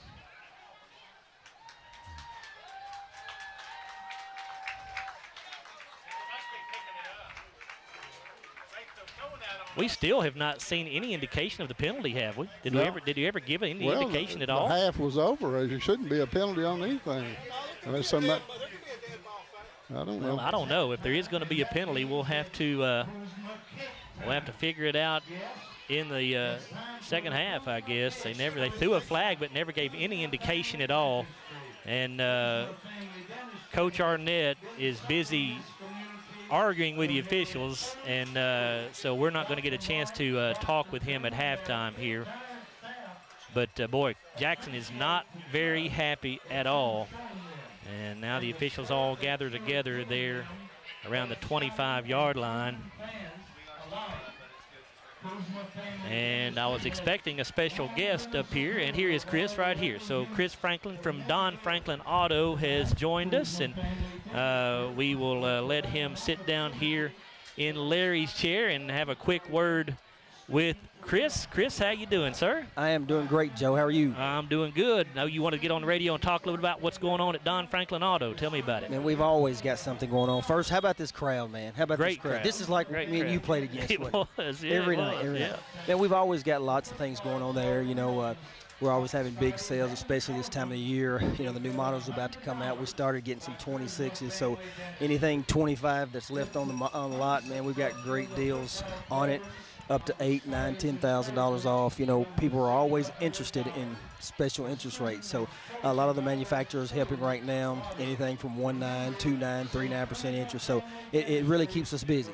And I drive by that place every day. I work just across the street from you guys. You guys have great inventory there, Chris. You got a lot to choose from. We do. We're very fortunate to be as large as we are, and we can share inventory. Excuse me, we can bring it from our other locations. So, you know, I think right now when I left this afternoon, we had about 6,000 vehicles in inventory company-wide. Wow. And we can move those from any of our stores and get them here within 2 hours in the same day. So. Do you know about how many at one time you'd have on your lot at any one time, Chris? I do. I have to keep up with that. Okay. So right now I've got about 170 at Glasgow, and there's probably got that many more ordered across all three lines, Chevy, Cadillac, and Nissan. So we've got a good selection here, and we've been very blessed in this community. Chris, anything else you want to add before we let you go here? No, just we're thankful to be a part of these activities. We're glad the schools allow us. We love our partnerships with WCOU, both stations, and I hope we can continue these in the future. Well, I can't tell you how much we appreciate your all support. I think you know that. I hope you know Oh, that. I do. You guys are a great supporter of Glasgow Athletics and Barren County Athletics, too, for that matter. I know you're going to go down and talk to Jay Turner on WCOU Burgundy here shortly as well. But thank you guys for everything you do, Chris. Appreciate it. You're welcome. It's a great partnership for us also. Yes, sir. That's Chris Franklin with Don Franklin Auto. As he wanted to tell us a little bit about everything going on there at Don Franklin. It is a busy, busy place. So we have reached halftime here. 7-0 lead for Glasgow over Barren County. And when we come back on the SCRTC halftime show, we'll take a look at our halftime stats brought to you by McDonald's of Glasgow. You're listening to Glasgow football on WCOU Blue, 103.1 FM and 1490 AM. At Don Franklin, we're about more than just selling cars. We're about families, generations of them. Founded by my parents in 1968, we've been here growing alongside you. From the first family car to the newest model for the next generation, our values of trust, care, and commitment are in every handshake, every deal. With over 5,000 vehicles to choose from, check them all out at DonFranklinAuto.com. Don Franklin, driven by family.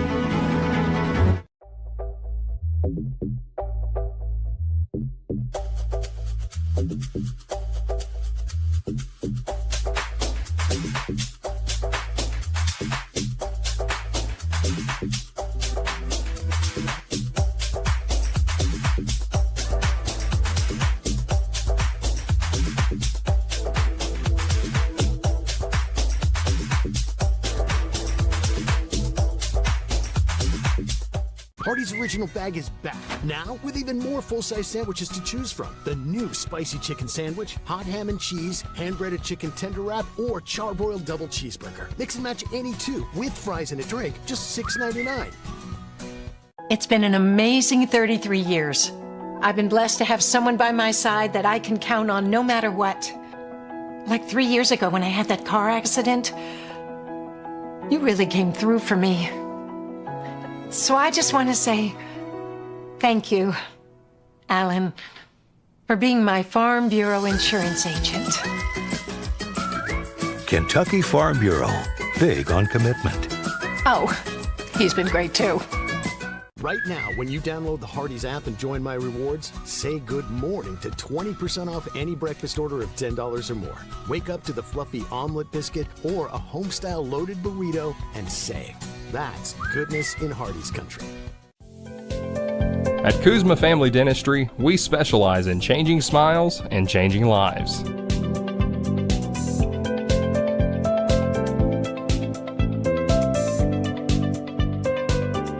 If you'd like to experience this wow factor transformation that not only can change your smile, but change your life, give Kuzma Family Dentistry a call at 270-651-2638, located at 501 West Main Street in Glasgow.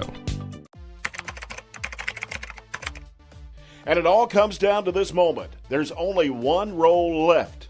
Let's see what happens. And Michael wins the face-off. He used the old misdirection trick. Well, now that he's eating the roll, let's wait for his reaction. It's good! Do you want a free lunch for two at Colton's? Listen to WHHT between 11 a.m. and 3 p.m. during the week for a chance to win.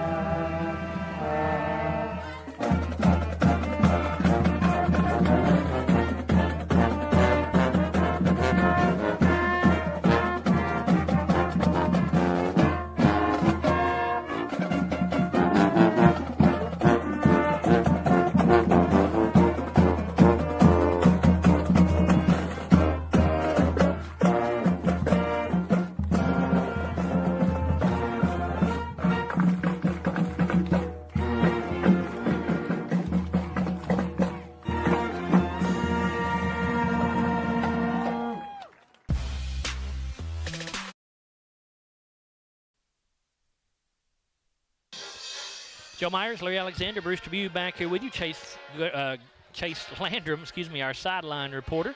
We are at halftime here. It's the SCRTC halftime show, and it is 7-0 on top. The Scotties on top of Barren County here at the break.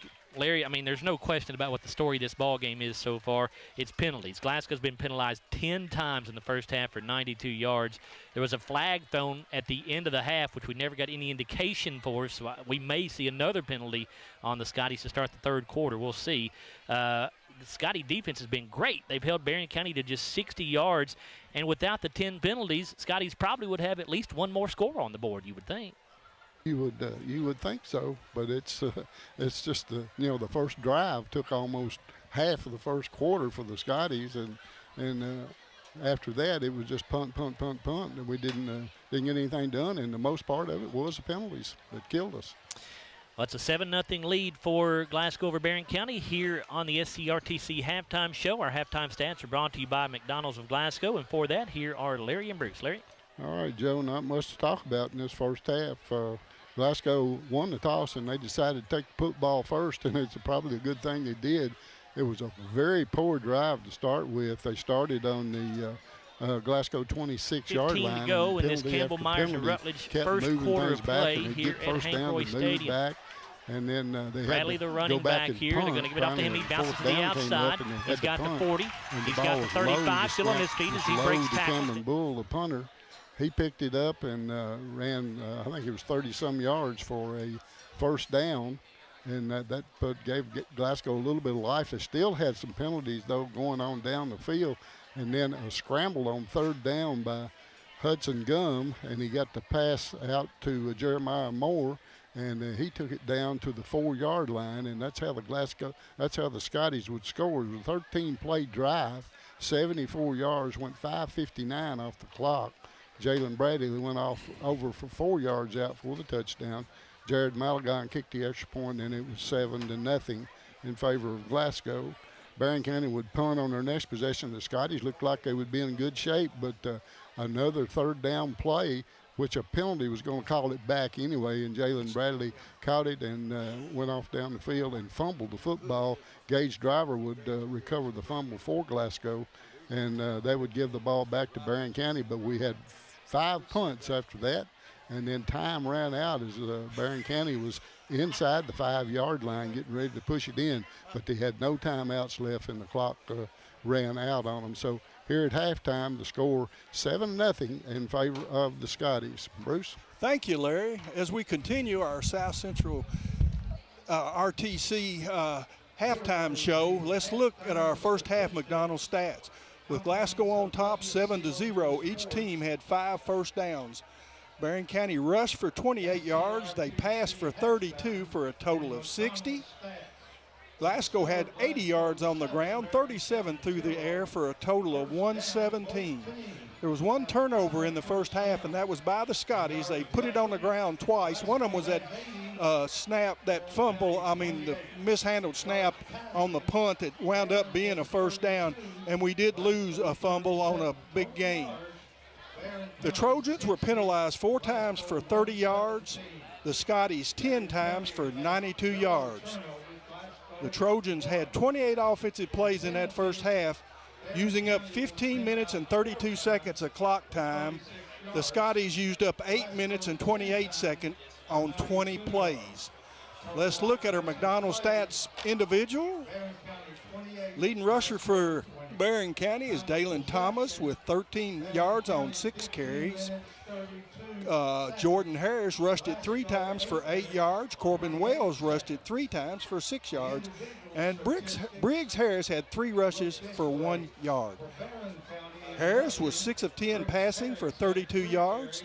Those completions were to Jordan Harris, 2 receptions for 21 yards, a long of 11. Corbin Wells had 2 receptions for 7 yards. Jackson Pierce had 1 reception for 4 yards. And Jackson Bird had 1 catch for no yards. Jackson Bird punted 3 times for 108 yards. That's a 36-yard average with a long of 44. For your Glasgow Scotties, Jalen Bradley picked up 48 yards on 8 rushes and a touchdown. He had a long of 31. Cam Bull had 3 rushes for 27 yards with a long of 31. That was on the handling of a punt. And Hudson Gum had 3 rushes for 5 yards. Hudson was 2 of 7 passing for 37 yards. Those completions were to Jeremiah Moore for 36 yards on 1 catch, and Jalen Bradley had 1 catch for 1 yard. Cam Bull punted it twice for 71 yards. That's a 35.5-yard average. He had a long of 41. Here at halftime of this crosstown rival game, it's Glasgow 7, Barren County 0. This has been your SCRTC halftime show. We'll return after 3 minutes on WCLU 103 Blue after this 3-minute timeout. We know there's a big difference between being in a community and being part of the community. That's why here in Glasgow, we cheer on the Scotties. We work hard every day to make a positive impact on the community we call home. Behind our golden arches, we strive daily to serve delicious food and treats. If you could only smell this McDonald's ad, you'd smell how delicious this burger and fries really are. Join our McTeam. To learn how, text KY209 to 38000. Benefits include a sign-on bonus up to $500. Our dental health plays a vital role in our overall health. Practicing good dental hygiene is especially important for children. When was your child's last checkup? Riley Dental Group is invested in making sure you and your family have the healthiest smile possible. They understand a dental visit may prompt anxiety or nervousness, but Dr. Riley and his team offer a variety of solutions, including a comforting and friendly visit from Bennett, their therapy dog. Call Riley Dental Group for an appointment, 651-5939. SCRTC Connect is the ultimate Wi-Fi experience. Welcome home to reliable internet from SCRTC, your fiber optic provider. Create a tailored environment that allows you to take control of your Wi-Fi. Simple and intuitive features to keep your Wi-Fi network safe and at peak performance. Sign up for SCRTC Fiber Fast Internet today and download the ultimate Wi-Fi experience to take control of your internet. SCRTC Connect. If you haven't heard, there's a new approach to banking. It's called Kasasa, and you'll find it at the People's Bank. Your free Kasasa checking account offers you monthly cashback rewards. The Kasasa cash checking account can earn you a very high interest rate on your balance. Then link Kasasa Saver, and you'll also get a high rate on your deposits. Grow with Kasasa at the People's Bank in Glasgow, Cave City, and Marion. The People's Bank, working for you. Restrictions and qualifications apply. Restrictions may vary. Contact the People's Bank for details and to learn more. Member FDIC. Have you injured yourself playing a sport or exercising? Sports medicine experts at TJ Regional Health are trained to get you back on the road to recovery, whether you're dealing with sprains, fractures, knee and shoulder injuries, or other common injuries. Our goal is to prevent illness and injury in active individuals of all ages and help prevent future problems to maximize your performance. Find out more at tjregionalhealth.org/rehab. Patients first, team always. TJ Rehabilitation Services.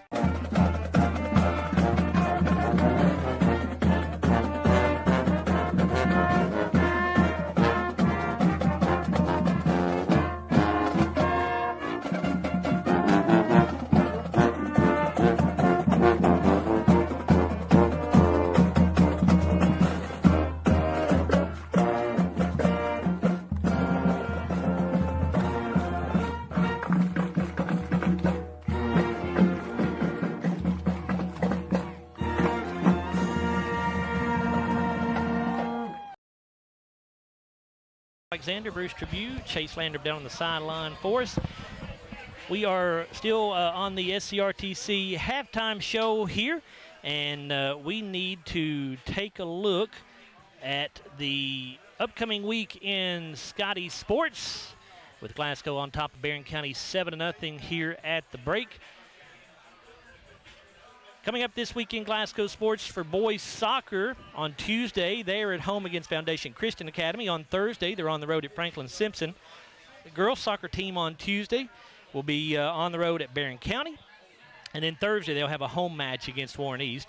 Lady Scotty volleyball team has a very busy Saturday once again. They have 3 matches, all at Grayson County High School tomorrow against Hopkins Central, Fort Knox, and Grayson County. Then on Tuesday, the volleyball team will host Barren County, and on Thursday, they'll host Clinton County. The girls golf team on Monday has a home match against Monroe County. Boys golf team on Saturday, tomorrow, will participate in the Region 1 through 4 preview at Drakes Creek, and then on Thursday, they have a match on the road at Allen County, Scottsville. Cross country team tomorrow in action at the Run for the Gold in Elizabethtown. Freshman football team has a game on Thursday of next week. They'll take on Logan County here at home. JV football team on Monday will host Hart County, and then the varsity football team 1 week from tonight will take on the Monroe County Falcons. That'll be Little League night, and pregame coverage that night will begin at 6:30 as usual with kickoff slated for 7 o'clock. And Chase Landrum has some information for us down on the Glasgow sideline. Chase? Well, Bruce, you can get your pencil ready for the Scotties. Scotty's got a taunting penalty at the end of the half. It's enforced 15 yards on the kickoff. All right, Chase, thank you very much for that information. We were wondering what the penalty was. It was not indicated to us before the break, at least not that we saw. So Chase just told you that penalty will be assessed on the kickoff here. Barren County's going to get the football to start the second half of play. So the Scotties will kick off from their own 25-yard line. Larry? I didn't hear what he said. I had my headphones off. It was a taunting penalty on the Scotties. Taunting? At the end of the half. So it's going to be assessed on the kickoff, 15-yard penalty. So they'll kick off from their own 25. What was taunting about? Well, I talked to one of the assistant coaches as he was headed back upstairs here on top of the press box, and he said, that's what I said. I said, we were headed off the field. Why, how are we taunting? And he said, well, they said that one or two of our players stopped and got in somebody's face and started clapping because we stopped them. So I don't know. Well, they ought to throw the penalty on that then if that's what they did. You just got to have a little bit better discipline. Yep, Scotties have had very little of it here in this deep for the Trojans. Harris will field at the 26. He crosses the 30, 35, 40, the 45, and he will get it out to around the 47-yard line. And good field position here for the Trojans' third quarter. Grayson Bark, his first of the night. Pretty good to keep them in their own territory. The right side, he'll go in motion to the far side of the field, and there is a false start called on Barren County.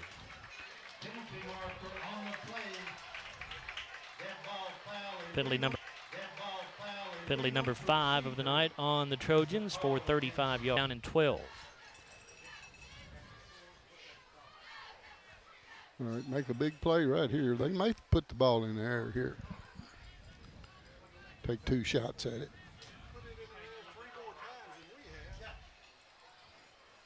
Barren County has completed 6 of 10 passes for 32 yards.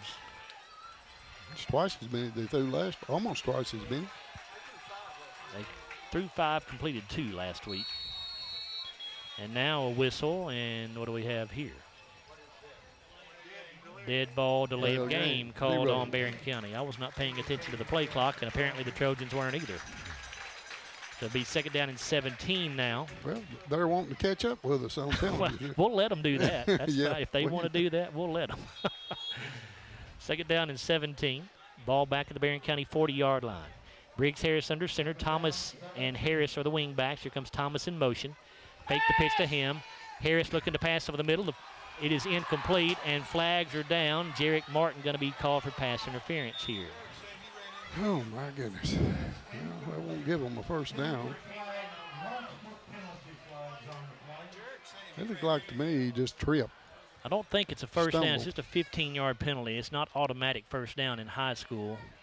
So it'll be 2nd down and 2, I believe.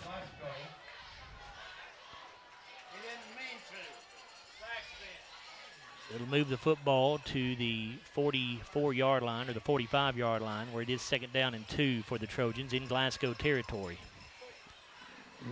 Penalty number 12 for now 122 yards. The Scotties are going to have 200 yards in penalties if they keep this up.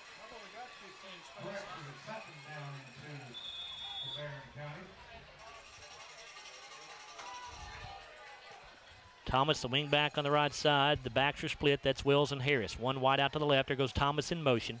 4 down linemen for the Scotties. Harris will give it off. Nope, it doesn't. Keeps it himself around the left end. The flag is down on the sideline over there. And it is right now at least a first down as Harris gets it down to around the 41. But we'll see what the penalty is.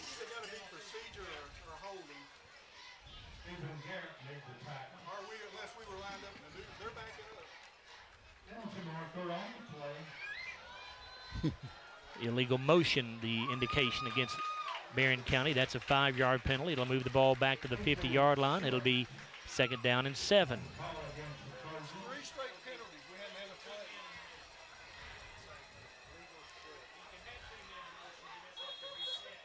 10:43 to go in the third quarter. 7-0 lead for Glasgow. Wide out goes to the left side. That's Jackson Pierce. Thomas on the right side as a wing back. Harris and Wells split in the backfield. Briggs Harris under center. Fakes the handoff, keeps it around the left end. He's going to go down for a big loss. That's Keaven Massey, the senior, bringing him down. Yeah, Keaven, second tackled on the night. Big sack for him. Going to give him progress to the 45-yard line, so it's only a loss of 5 yards on the play. It'll be 3rd down and 12 now for the Trojans. 10:05 to go in this third quarter, which is brought to you by Hatcher and Sadler Funeral Home. Yeah, that's one thing the Glasgow defense has done pretty well. They've kept an eye on the quarterback pretty well, kept him contained for the most part. 3rd down, 12. You expect the Trojans to go to the air here. Twin receivers to the near side. 2 receivers to the left as well. Harris to throw. Over the middle, the pass going to be caught, and that is a first down, and this is trouble. That's Pierce. He's got the 20. He's got the 17, and he'll go down about right there. Well, he put that ball right in between one receiver and another receiver was in the area, but the way the ball got through, I thought it was going to be knocked down, but it got through right to him. A gain of 38 yards on the completion. From Briggs Harris to Jackson Pierce. Pierce has gotten behind the Glasgow defense a couple of times. Didn't really get behind anybody that time, but just found an opening in the middle of the field. Yeah, we didn't get much pressure on the quarterback that time. 1st and 10 Trojans at the Glasgow 17. Harris and Will split in the backfield. Pierce the wide out on the right. They give this off to Harris around the left end, and he's going to get pretty good yardage inside the 15 to the 14-yard line. Trey Smith on the tackle, his 5th. Jordan Harris, the ball carrier, ball ground by Trey Smith, his sixth tackle of the evening. 8:35 to go in the third quarter. 7-0 lead for the Scotties, but Barren County threatening here. 2nd down and 7 for the Trojans at the Glasgow 14-yard line. Pierce wide left. Harris and Will split in the backfield. Thomas going in motion to the left side. They give this to Harris, and he's going to be into the end zone. Touchdown, Barren County.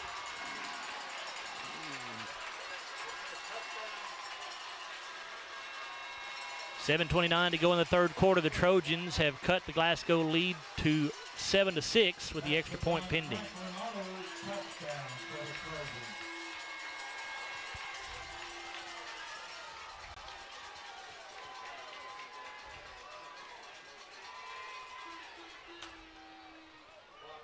And Barren County actually going to go for 2. They did not do great with their extra points last week, so they're going to go for 2 here and either stay behind by 1 or take the lead by 1.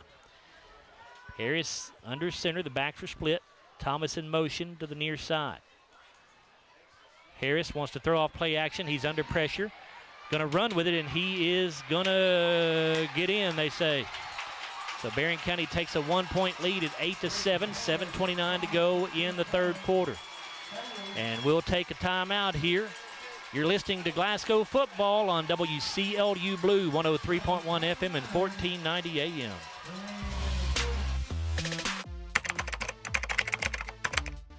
And it all comes down to this moment. There's only one roll left. Let's see what happens. And Michael wins the face-off. He used the old misdirection trick. Well, now that he's eating the roll, let's wait for his reaction. It's good! Do you want a free lunch for 2 at Colton's? Listen to WHHT between 11 a.m. and 3 p.m. during the week for a chance to win.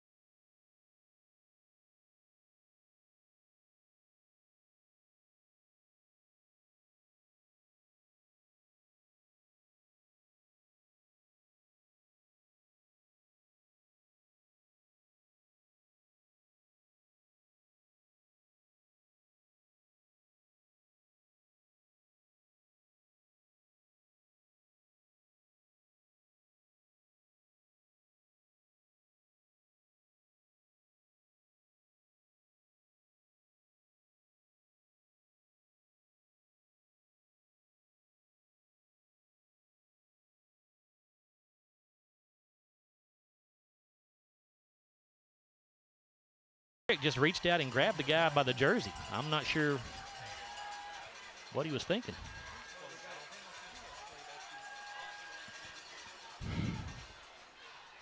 That was clear as day.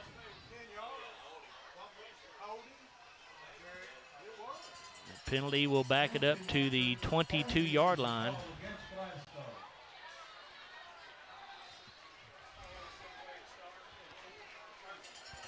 First down and 19 now for the Scotties, as once again they have put themselves behind the chains with a penalty. Bruce is going to run out of room on his stat sheet for penalties. He's got room to write 15 penalties. He's got 14 written down.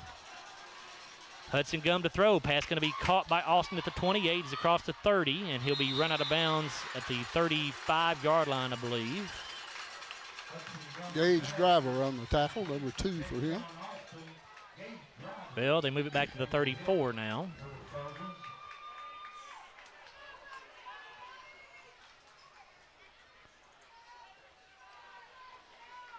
Second down and 7 for the Scotties. 3 receivers to the right side, 1 to the left. Coming shotgun. Hudson rolling out to the right. Lets it go. Pass is caught, I believe. Yes. Did he get his hands underneath it? Yes, they say he did. That's Jeremiah Moore, who made a nice catch in Barren County territory at the 46-yard line. Had to go down and dig it up off the ground. Yeah, nice catch right there.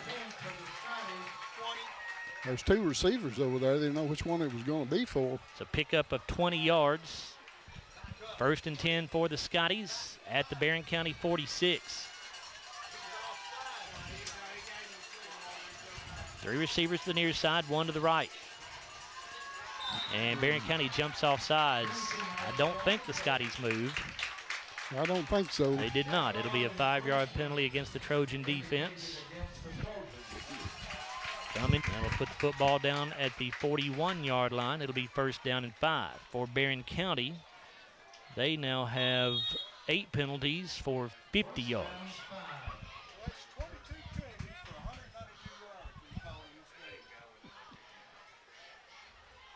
Get another 10-yard penalty. We will have a total of 200 yards in penalties between the 2 teams. First down and 5 for the Scotties. Trips to the near side. Single wide out to the far side of the field. Cam Bull will sit up on the left of Gum. Clock at 1 second. Play clock at 1 second. They do get it off. Hudson tries to go straight up the middle with it and nothing. He'll lose a yard. I should say. At the 22 or 23-yard line, I think. Jordan, 23. Jordan Harris on the tackle, number 4 for him. First down, Glasgow. Scotty's trying to answer that Barren County touchdown. Yeah, good fake right up in the middle of Cam Bull, and he just bootleg around the right end. Coming shotgun again. A bunch of 3 receivers tightly to the formation on the left side. A single wide out to the right. 5-man front here for the Trojans. Martin goes in motion. They're going to pitch it forward to him on the toss. Jet sweep toss. Martin turns it upfield. And he is down after a gain of a few. Run him out at the 21, I think. We got a Trojan down, number 20, I think. He's the man that made the tackle. That's Jordan Harris. It's his 5th. Ball should be, I think, at the 21-yard line, Bruce. That's where it is, it looks like. So official timeout on the field here while the Trojan medical staff deals with the injury.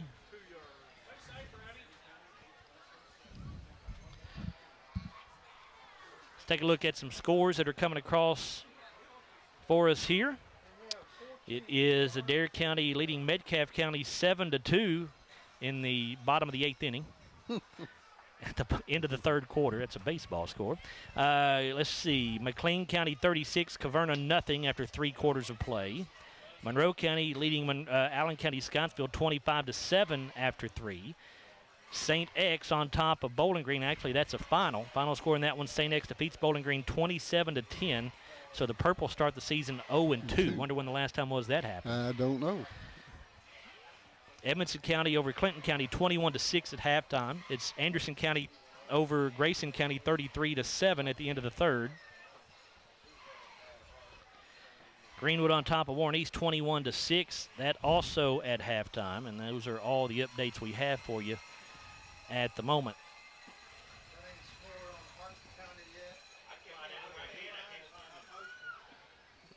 Still tending to the injured player there. I think they do have him up now.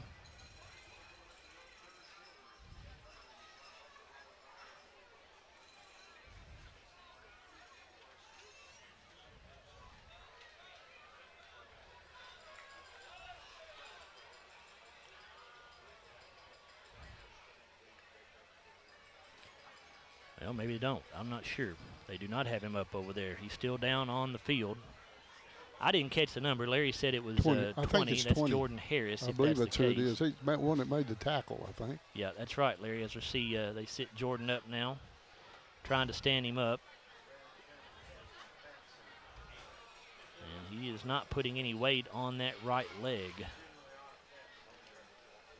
Not sure what part of the leg they're working on. Maybe the knee, but that's just speculation. Can't really tell.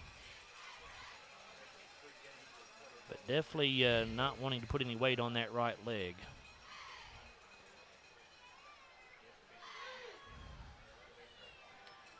Got 5:24 to go in this third quarter, which is brought to you by Hatcher and Sadler Funeral Home. Barren County on top of Glasgow, 8-7. Scotties have the ball, 2nd down and 8 at the Barren County 21. Harris now does get up and go off the field over to the Barren County sideline, so we hope he's okay.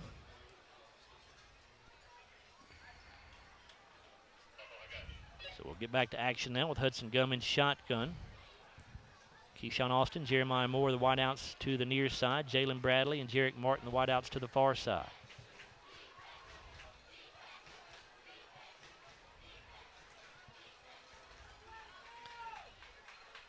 And finally, the ball is blown ready for play. Comes Martin in motion to the near side of the field. Snap to Gum. Hudson looking left side. Pass is dropped by Jarek Martin. A little bit behind him, but that's one he needs to come up with. Yeah, I don't think he was going to get a whole lot anyway. He would have gained positive yardage, but not a lot.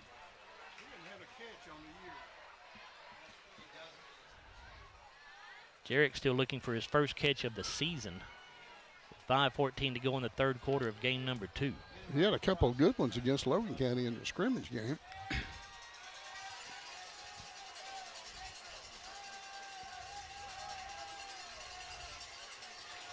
Gum in shotgun. Franklin, the fullback. Bradley, the running back. They set up to the left of Gum. Play clock down to 2. Scotty's got to hurry. And they are not going to get it off. 5-yard delay of game penalty is going to make it 3rd down and 13 now.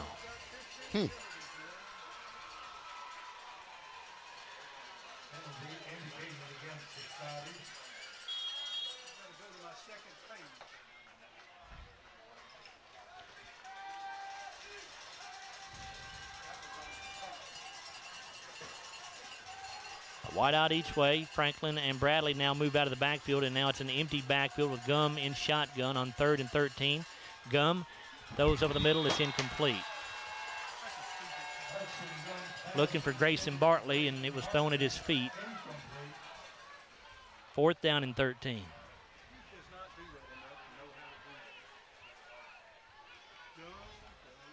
Kind of a jump pass like what's his name? Tebow used to do. Scotty's going to go for it here on 4th and 13. 3 receivers left, one to the right. Bull is the running back to the field this time with Corbin Wills. Going to give it off to Thomas. He'll bounce it to the outside. Trying to turn the corner and tried to stiff arm the Scotty defender, but a nice job by Jalen Bradley to hang in there with him and bring him down. Yeah, Jalen got a piece of the jersey and pulled him down. It's a gain of 3 yards. It'll be 2nd down and 7. Thomas replacing, of course, Thomas normally a wing back, but now he's in the backfield as a halfback since Jordan Harris is out with the injury.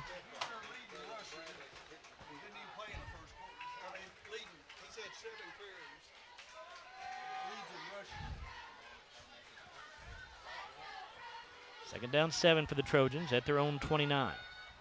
Harris under center. A taste of it now.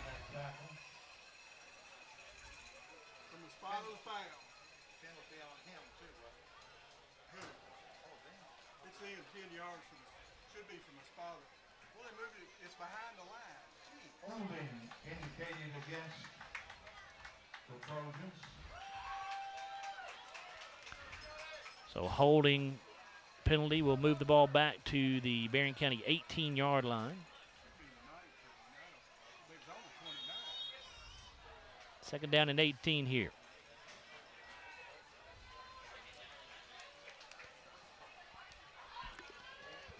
Barren County 8, Glasgow 7, 3:46 to play. Second down 19 for Barren County. With the ball spotted at their own 19-yard line.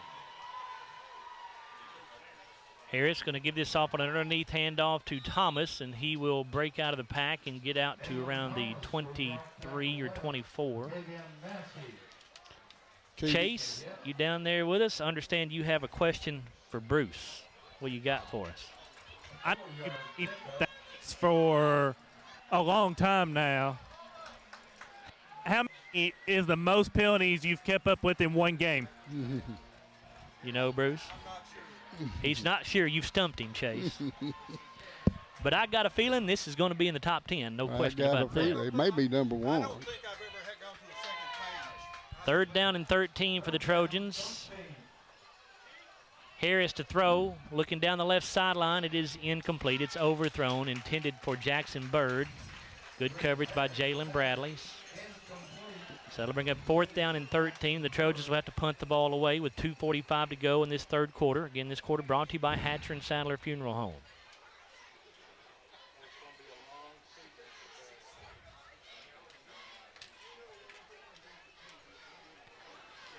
Jackson Bird will punt back to drop back to punt it away. Jalen Bradley standing at midfield for the Scotties.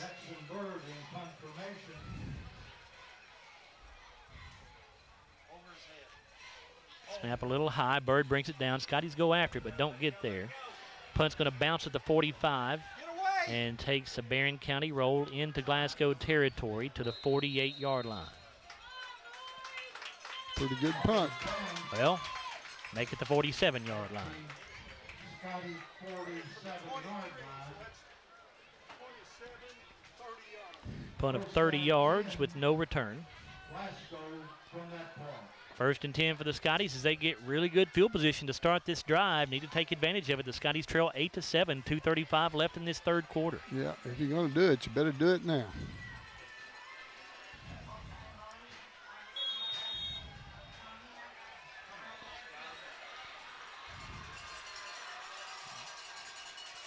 Glasgow with 3 receivers to the left side. Cabron Jones in there with Jarek Martin and Jalen Bradley. I think that's Keyshawn Austin is the wide out on the far side of the field. Cam Bull's the running back. Gum and shotgun. He gives to Bull. Cam breaks through the first wave of tacklers. He's got the 50, the 45, the 40, down the right sideline. He's got the 30. He's got the 20. He's got the 15, the 10, the 5, end zone, touchdown Scotties.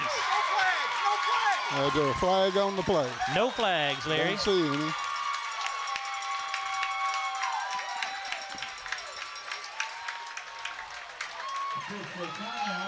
Boy, the Scotties were in desperate need of a big play. We got it. And they get it. Matter of fact, Cam Bull has had 2 of the biggest plays of the night for the Scotties. As he puts them back on top here with a 53-yard touchdown run. If you remember back in the 1st quarter, Cam saved the day on a low punt snap, picked it up and ended up running.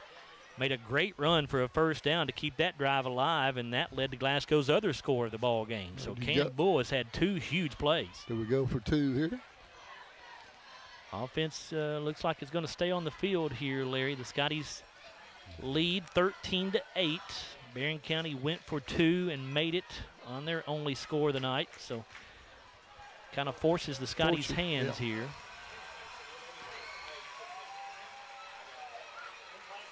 That Glasgow touchdown, by the way, brought to you by Riley Dental Group.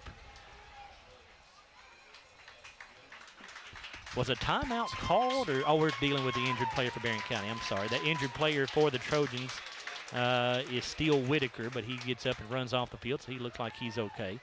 That scoring drive for Glasgow, 1 play, 10 seconds, 53 yards. Cam Bull had that 53-yard run with the extra point pending here. Yeah, I didn't think he was going to outrun him, but boy, he got to about the 25-yard line, and he just turned it on and got to the end zone. Looked like you running down that sideline, Larry. Well, it's been many, many years ago if that had happened. Scotties will go for 2 here. Glasgow comes to the line of scrimmage very quickly. Hudson Gum in shotgun, snaps it. It's a straight quarterback keeper around the left side. Hudson looking for the end zone. He got it. The 2-point try is good. There are no flags on the field, and Glasgow goes up by 7 now at 15-8 with 2:25 to play in this 3rd quarter.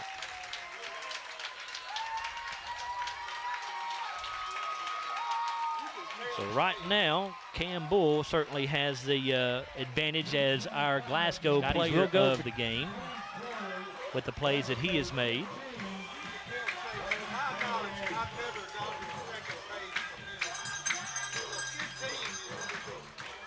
Chase, I imagine there is a little bit of a mood change down there on the Glasgow sideline right now. Chase, you with me? Let him get back in range here. You got me? Yes, sir. There we go. Yeah. Yeah, the mood lightened up down here a little bit.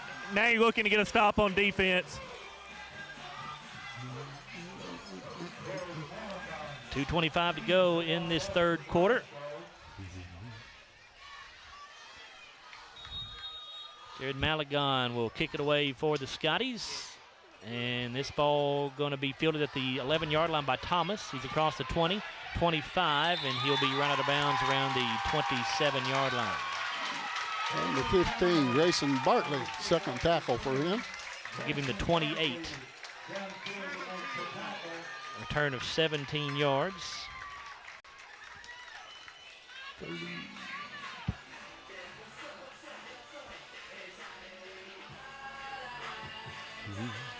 All right, need a good defensive stop here and get it back, and they'll go a long way to winning here. 2:19 remaining in this Hatcher and Sadler Funeral Home third quarter. 15-8 lead for the Scotties. Let's try to go penalty-free in this series. What do you say? That'd be a good start. Yeah, rest of the game, Bruce said, yeah, I agree. Let's go for a series first. I like your first idea, Larry. Baby steps. Man in motion to the left side for the Trojans. Here's the give to Thomas. He goes off left tackle and finds some room. He crosses the 30 to the 32-yard line. Number 7, Jathan Franklin, his second tackle on the night. 33-yard line. Pickup of about 5. It'll be third down and a long 5 coming up.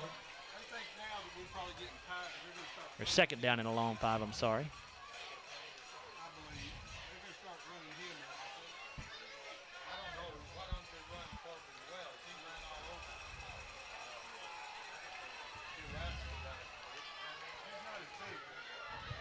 Backs are split. You've got Braden Bartley in the backfield this time. Somebody moved. It looked like it was Bartley who moved early, but no call. Here's the handoff to Thomas. He'll have a first down around the left side. A flag is down behind the play, though, so that's almost certainly holding. Somebody did move over there, though. Yeah, Bartley moved early out of his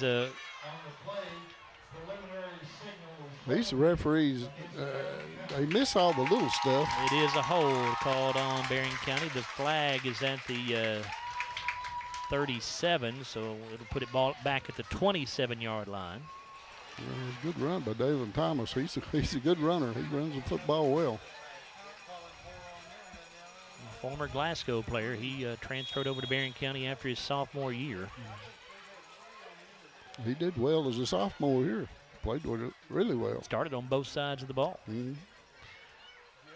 Second down and 11 for Barren County coming up here at their own 27-yard line. 1:13 to go. They're going to have to hurry to get this play off. Trojans have just 5 seconds on the play clock.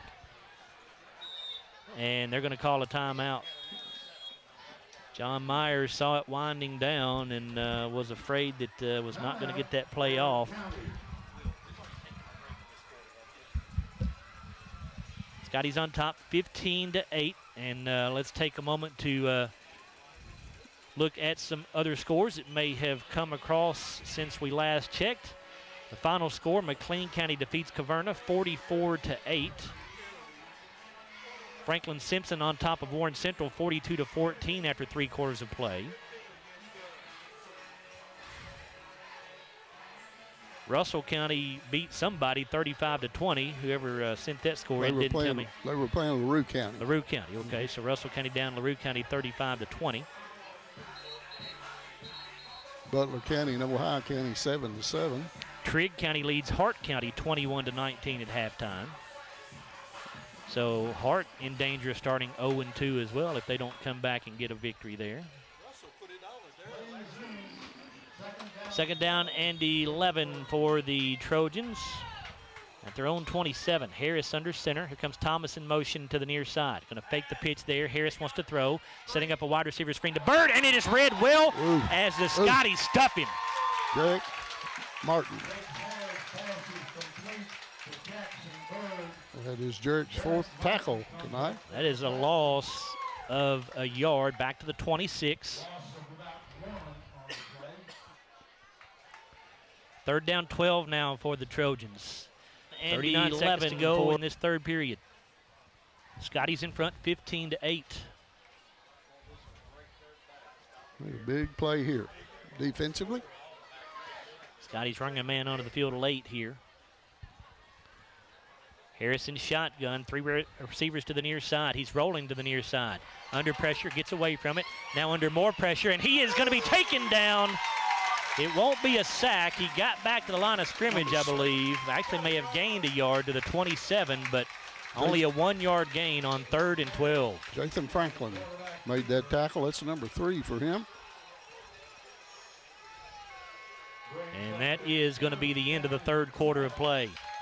It's Glasgow 15, Barren County 8. After 3 here at Hank Roy Stadium, we're back for the final 12 minutes. You're listening to WCLU Blue. It's Glasgow football on WCLU Blue, 103.1 FM and 1490 AM.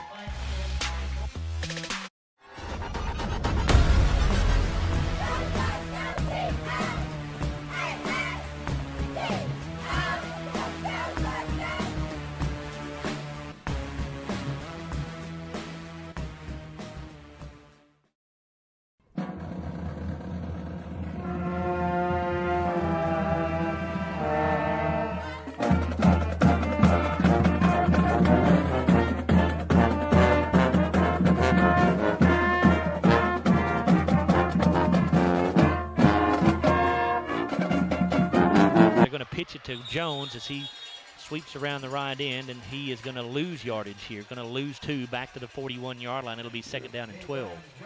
Yeah, that's Baylor Browning with the tackle. That's number 5 for him. I don't like an option play on the short side. Not a lot of room to operate, is there, Larry?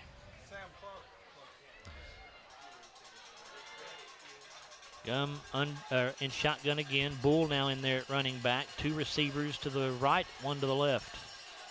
Grayson Bartley, the tight end on the right side. 4 down linemen for the Trojans.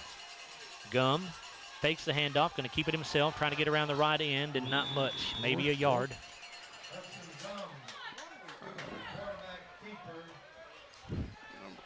Well, actually going to say no gain, so it'll be 3rd down and 12. Cameron Crawford with the tackle. That's his 2nd. I don't like either one of those play calls.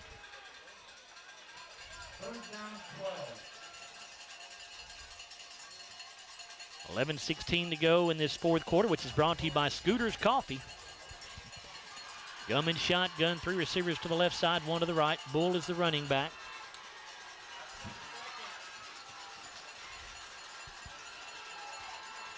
Hudson, want to throw. Looking down the right sideline for Jarek Martin, and it is incomplete. Well, he went up over him. I almost pulled it in. Jackson Bird was on the coverage there. And Jackson Arnett, I think, flag on the other side. Looking for pass interference. He won't get that call, but there is a flag on the far side of the field on the Barren County sideline. Probably a sideline warning or something. False start called on the Scotties, and they will decline the penalty. Well, they just marked the penalty off. They marked the penalty off, and they declined it. So, yeah, now we're going to move it back. There we go. So the Scotties will punt on 4th and 12 from their own 41. Yeah, missed a good chance there. They needed to do something offensively and didn't get it done. Went backwards. Cam Bull in punt formation. Jackson Bird waiting on it for the Trojans at the 25. Good snap. And the punt is away, but we have a whistle and a flag.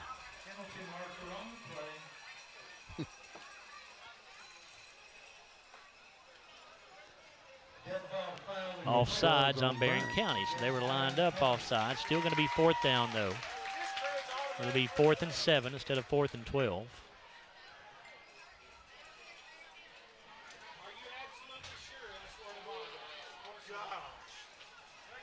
They'll move the ball to the 46-yard line after the penalty. The umpire is somewhat confused about where to put the football. 4th down and 7 here. Another good snap. Bulls kick is away. It's a low kick. Fielded by Bird at the 24. Trying to get around to the right end, and he will not get anything. Good coverage that time. Hudson Gum was the first man to get down there. He's the long snapper. Yep, Hudson Gum and Landon Martin. Quarters of play, Glasgow on top 15-8. Scotty's with 8 first downs, Barren County 7. Scotty's 153 yards rushing, 69 passing, a total of 222. Barren County just 24 yards rushing, 5 seconds. Glasgow 29 plays, only 10 minutes and 55 seconds of possession for the Scotties. You know, that last series was, I don't know what happened on it. We just didn't have a good series that one. 2nd down and 12. Ball at the 22 in Barren County territory. Man in motion to the right side. Harris wants to throw off play action, rolling out to the right, under pressure, now lets it go, and it's incomplete, just throwing that ball away.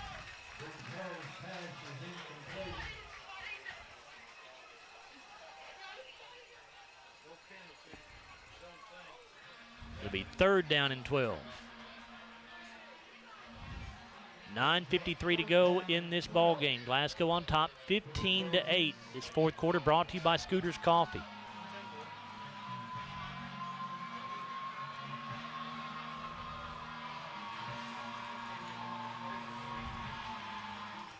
Harris in shotgun on 3rd down and 12. 3 receivers near side, 1 to the far side. Harris to throw, rolling out, now under pressure, trying to get away from it. He will not. He's sacked. That's Keaven Massey. Keaven, 2nd sack of the game, 4th tackle.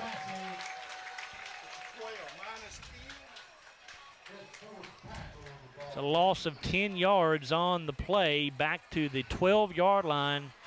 And on 4th down and very long, here comes the punting unit for the Trojans. Scotties should get terrific field position here with an opportunity to put this game away potentially. Okay, turn it over. Jackson Bird to punt it away. Jalen Bradley standing at the Barren County 40 awaiting the kick. There's the kick. What's a dandy? Bradley will field at the 46 in Barren County territory. Now gives up ground, trying to get away from the defender. He's got the 40, he's got the 35. There's going to be a block in the back here called on the Scotties. I believe it was. I believe the Cam Bull is protesting, so the guy must be calling it on him. Yeah, the guy turned on him right at the last second, and he had his hands out and pushed him in the back. 34 on the punt. It's going to be a 34-yard punt. Bradley returned it to the 33, but the flag is at the 40, so if they mark off a block in the back from there, it'll be spotted at the 50. That is the call on Glasgow.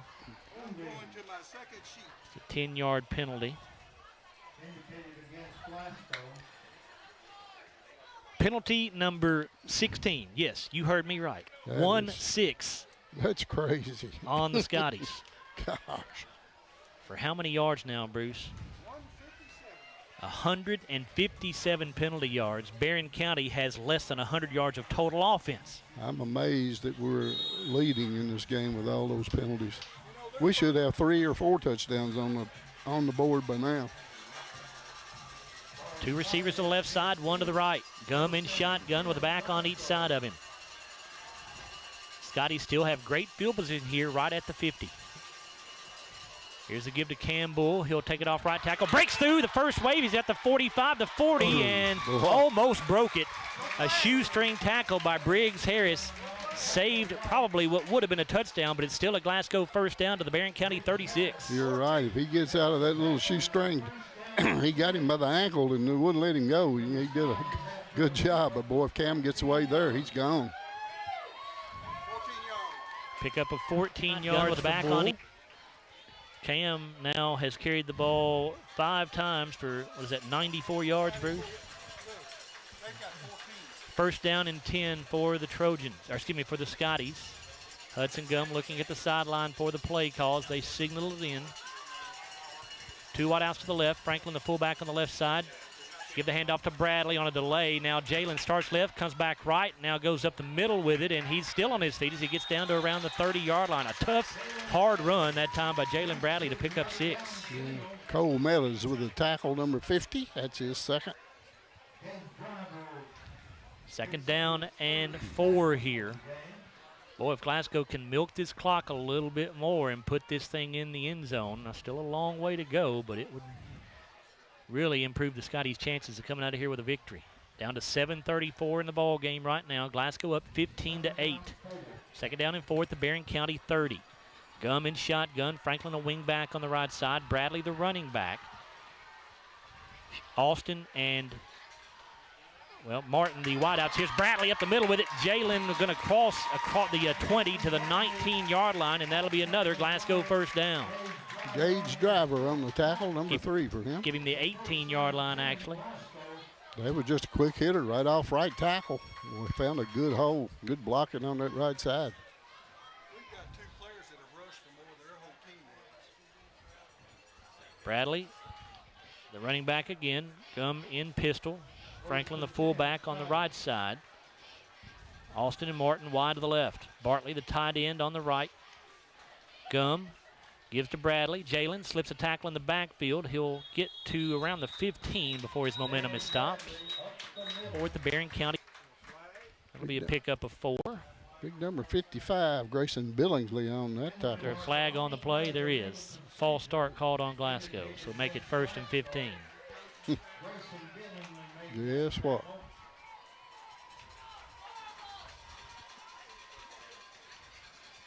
Jackson Arnett told us in the postgame last week that his team would pay for all the mistakes on Sunday. Lord, I don't want to be there this Sunday. I don't want to be there. No, not me. My goodness. First down and 15 from the 24. 6:25 to go in this fourth quarter, brought to you by Scooters Coffee. Gum will give to Bradley. And Jalen going to be hit in the backfield and does manage to get back to the line of scrimmage, I think. Yeah, Corbin Wells on the tackle, number 4. Well, let's don't squander this opportunity. It's still got time. They do give him a yard. It'll be second down and 14. Ball at the 22.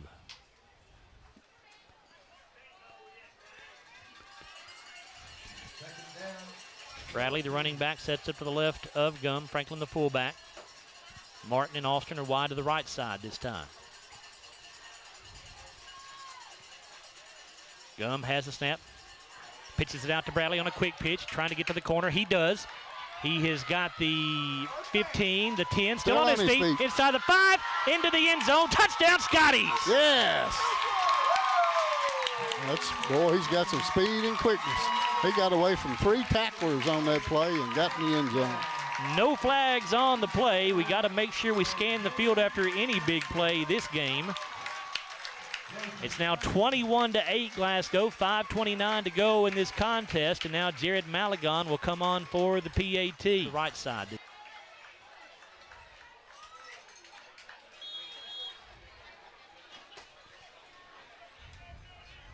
Scotty's looking to make this a 14-point lead here. Good snap, hold down, kick up, and it's good. 5:29 to go in this fourth quarter, and Glasgow leads 22-8. We're going to take a timeout here. You're listening to Glasgow football on WCLU Blue, 103.1 FM and 1490 AM. Get in. We're making country great again. Come on. Whiskey River, take my mind. Willie 94.1. You got to have an ace in the hole. Willie 94.1. I'm a hard working man. The Big Willie. Oh, little rock. It's great country. Willie 94.1. We're making country great again, and we've got the Real Trader for you every weekday morning starting at 8. Join me, Mac Daniels, for it right here on Willie 94.1. That scoring drive for Glasgow, a big one. 5 plays, 50 yards, took 3 minutes and 22 seconds. Jalen Bradley gets his second touchdown run of the night. This one from 23 yards out around the left end. Jared Malagon's extra point makes it 22-8 Glasgow, 5:29 to go in this fourth quarter. Brought to you by Scooters Coffee. Business on that one. Malagon's kick is away, a good one. It'll be fielded at the 10-yard line. 15, 20, 25. And the returner going to be down, I think, right around the 30. Looked like that was Braden Bartley on the return. And now a flag is down at the end of the play. Good night. I hope we don't see these guys. I mean, at this point, it feels like we're just looking for things to throw flags again. Grayson Bartley is the man that made the tackle. Who's it on? I mean, you could throw a penalty flag on just about every play. It's a personal foul, dead ball foul against the Scotties. Have to imagine that you're calling a late hit here. And we're stupid, too. Most of it. Gosh, we're just doing some stuff that you shouldn't do after the play. Penalty number 18 for 177 yards. And we're ahead by 14 points. I have got most of the stats going back for 20-plus years. I am tempted this weekend to go back and see if Glasgow has ever had this many penalties in a game. I don't remember it since 1989 when I started doing it. Well, I've been around for 24 years now doing football, and I certainly don't remember a night like this. First down and 10 for the Trojans at their own 45-yard line, 2 wideouts each way. Here comes Dalen Thomas in motion, going to fake the handoff there. Harris keeps it up the middle, and he finds a little room. He's going to get it to midfield. It'll be a gain of about 5 yards. Second down and 5 coming up from the 50. Landon Martin on the tackle, number 4 for Landon. Trojans still huddling up here. I thought they might be in hurry up, but just 5 minutes to go in the game. They trail 22-8.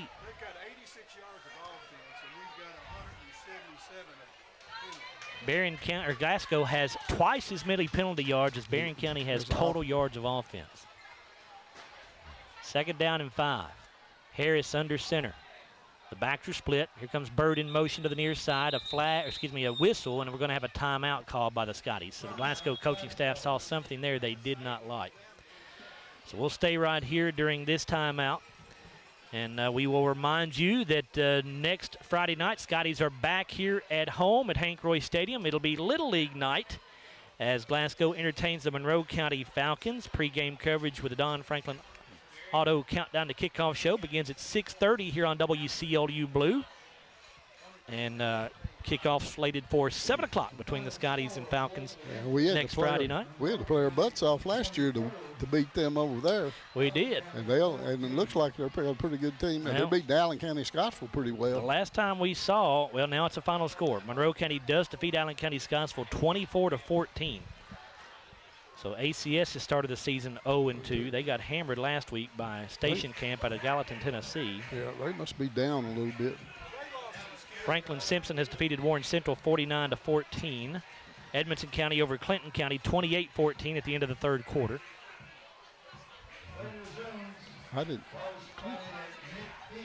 Metcalfe County leading Adair County 8-7. 2 minutes to go in that ball game. Second down and 5 for the Trojans at the 50.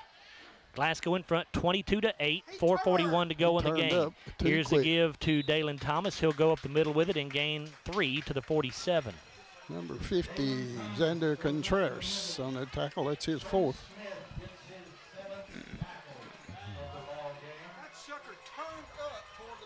Third down and 2 for Barren County. Obviously 4-down territory the rest of the way here for the Trojans. With just 4:17 to go, Glasgow leads by 14 points, 22-8.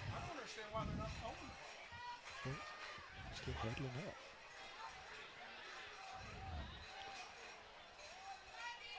Receiver on the far side's off sides. He sure is. And we jumped. First down. That's our 4th first down by penalty. Offsides against the Scotties. That's the first down by penalty once again. Bruce says it's the 4th Barren County first down by a Glasgow penalty tonight. They got 4 first downs. Wow. I've run out of things to say about the penalties, Larry. I just don't. I mean, it's just totally ridiculous. Totally ridiculous. That was a good call there. I mean, he did. No, I'm not saying the officials. I'm saying ridiculous on Glasgow's part. Oh, yes. Here's Harris rolling out to the right side, and he'll throw the pass caught by Thomas at the 35. He turns it upfield and has good yardage. And he is out of bounds inside the 25, around the 23. Cameron Bull on the tackle. That's number 5 for him. Breaks it up and makes the tackle. First down 10 for the Trojans. 16 yards on that completion. Clock stopped now with 3:34 to go in the game. Glasgow up 22-8. Scotties are at least making Barren County take some time off the clock on this drive. You got to make them take time, because if they score, they'll have an onside kick. Anything can happen after that. Jackson Bird, the wingback on the left side, going to fake to him. Harris looking to throw to the right side. It's going to be caught by Thomas, and he is going to have a first down. And the Bull with his 6th tackle. Going to be at the 11-yard line. So 1st and 10 for the Trojans at the 11, a pickup of 12 yards there. Barren County still huddling up with 3:19 to go. Down by 2 scores. First down and 10 at the Scotty 11-yard line. Harris in shotgun with Thomas, the running back, to his left. 3 receivers to the left side, 1 to the right. Harris to throw. Rolling out to the right side, looking into the end zone. The pass is incomplete. Jarek Martin was there on the coverage for the Scotties. Jackson Bird was the intended target as the ball was thrown out of the back of the end zone.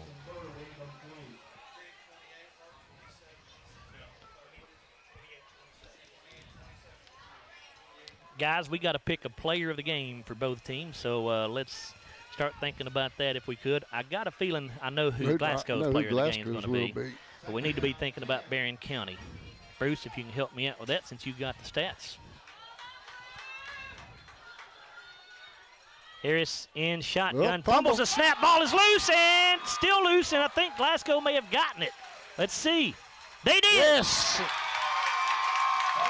Let me see who got on that ball. I believe it was Kievan Massey, Larry. Number 60? Yep. Boy, he's had a big night.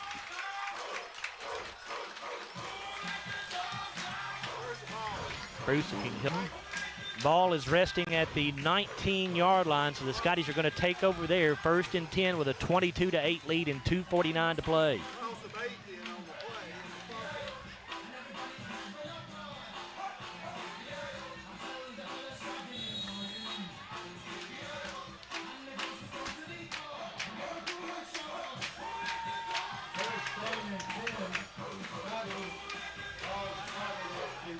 See the Scotty crowd is fired up right now. Hudson Gum shotgun. Bradley and Franklin in an I formation to his left. Here's the give to Bradley. Jalen gonna get it across the 20 to the 22 or so. Barren County has 2 timeouts left.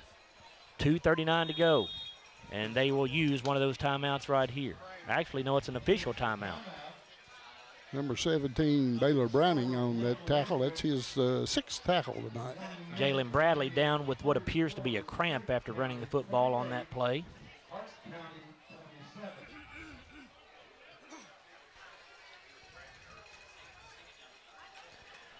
So Scotty coaching staff will go out and try to, well, now Bradley gets up on his own. He's going to walk over to the sideline on his own. They'll stretch him out over here.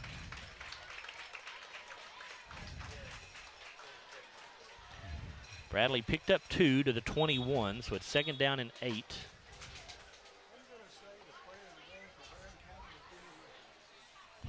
Who? I need a serious answer. Play resumes. 2nd down 8. Scotties at their own 21-yard line. Campbell in there at running back now, set up to the right of Gum. 2 receivers to the right, 1 to the left. As they wind the clock, Scotty should let this thing run down. And it looks like they will. Play clock still at 15. Now inside of 10. Glasgow will go to work. Gum, give it off to Bull. Cam, fighting his way off left tackle, crosses the 25 and goes down around the 27, it appears.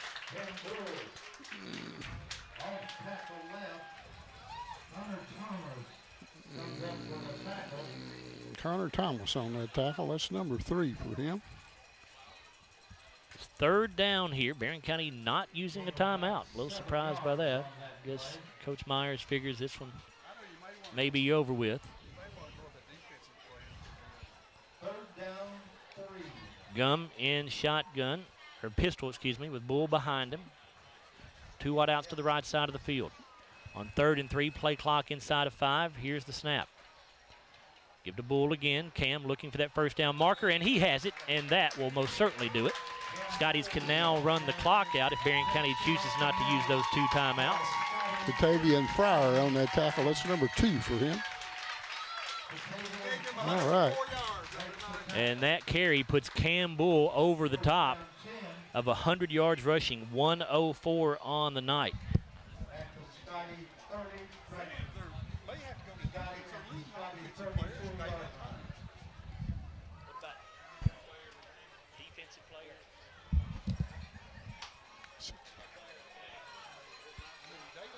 First down and 10. Here's Hudson Gum rolling out to the right side, and he will be taken down to the 34-yard line. Batavian Fryer again on the tackle. That's number 3 for him. Larry, do we have any good candidates for player of the game defensively for Barren County here? Well, Baylor Browning leads them in tackles with 6. And the next one, Corbin Wells with 4, and Harris with 4. Scotties will have to snap this ball one more time.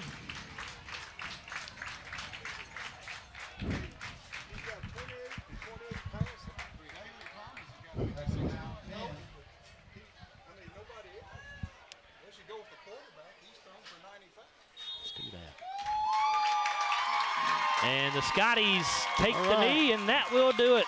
So Barren County still has not defeated Glasgow 2 consecutive years, as they were going for that tonight, but the Scotties prevent that from happening. Glasgow picks up the big victory over their crosstown rival Barren County Trojans. Glasgow wins it 22-8 over the Trojans. Scotties improved to 2-0 on the year. Barren County will fall to 1-1. We'll come back in a moment on our TJ Regional Health postgame show. We'll take a look at the Hardee's Play of the Game, the Kentucky Farm Bureau Insurance Player of the Game, and we'll also talk with Scotty head coach Jackson Arnett as well. Glasgow a 22-8 winner over the Trojans here at Hank Roy Stadium. You're listening to Glasgow football on WCOU Blue 103.1 FM and 1490 AM. At Don Franklin, we're about more than just selling cars. We're about families, generations of them. Founded by my parents in 1968, we've been here growing alongside you. From the first family car to the newest model for the next generation, our values of trust, care, and commitment are in every handshake, every deal. With over 5,000 vehicles to choose from, check them all out at DonFranklinAuto.com. Don Franklin, driven by family.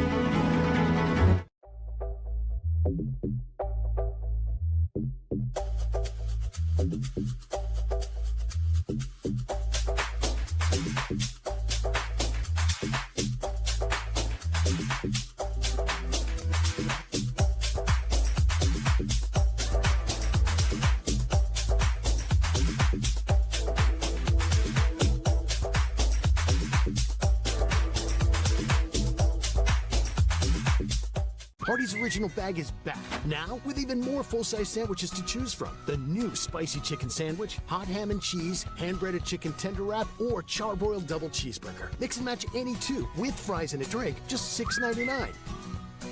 It's been an amazing 33 years. I've been blessed to have someone by my side that I can count on no matter what. Like 3 years ago when I had that car accident, you really came through for me. So I just want to say thank you, Alan, for being my Farm Bureau insurance agent. Kentucky Farm Bureau, big on commitment. Oh, he's been great too. Right now, when you download the Hardee's app and join My Rewards, say good morning to 20% off any breakfast order of $10 or more. Wake up to the fluffy omelet biscuit or a home-style loaded burrito and save. That's goodness in Hardee's country. At Kuzma Family Dentistry, we specialize in changing smiles and changing lives.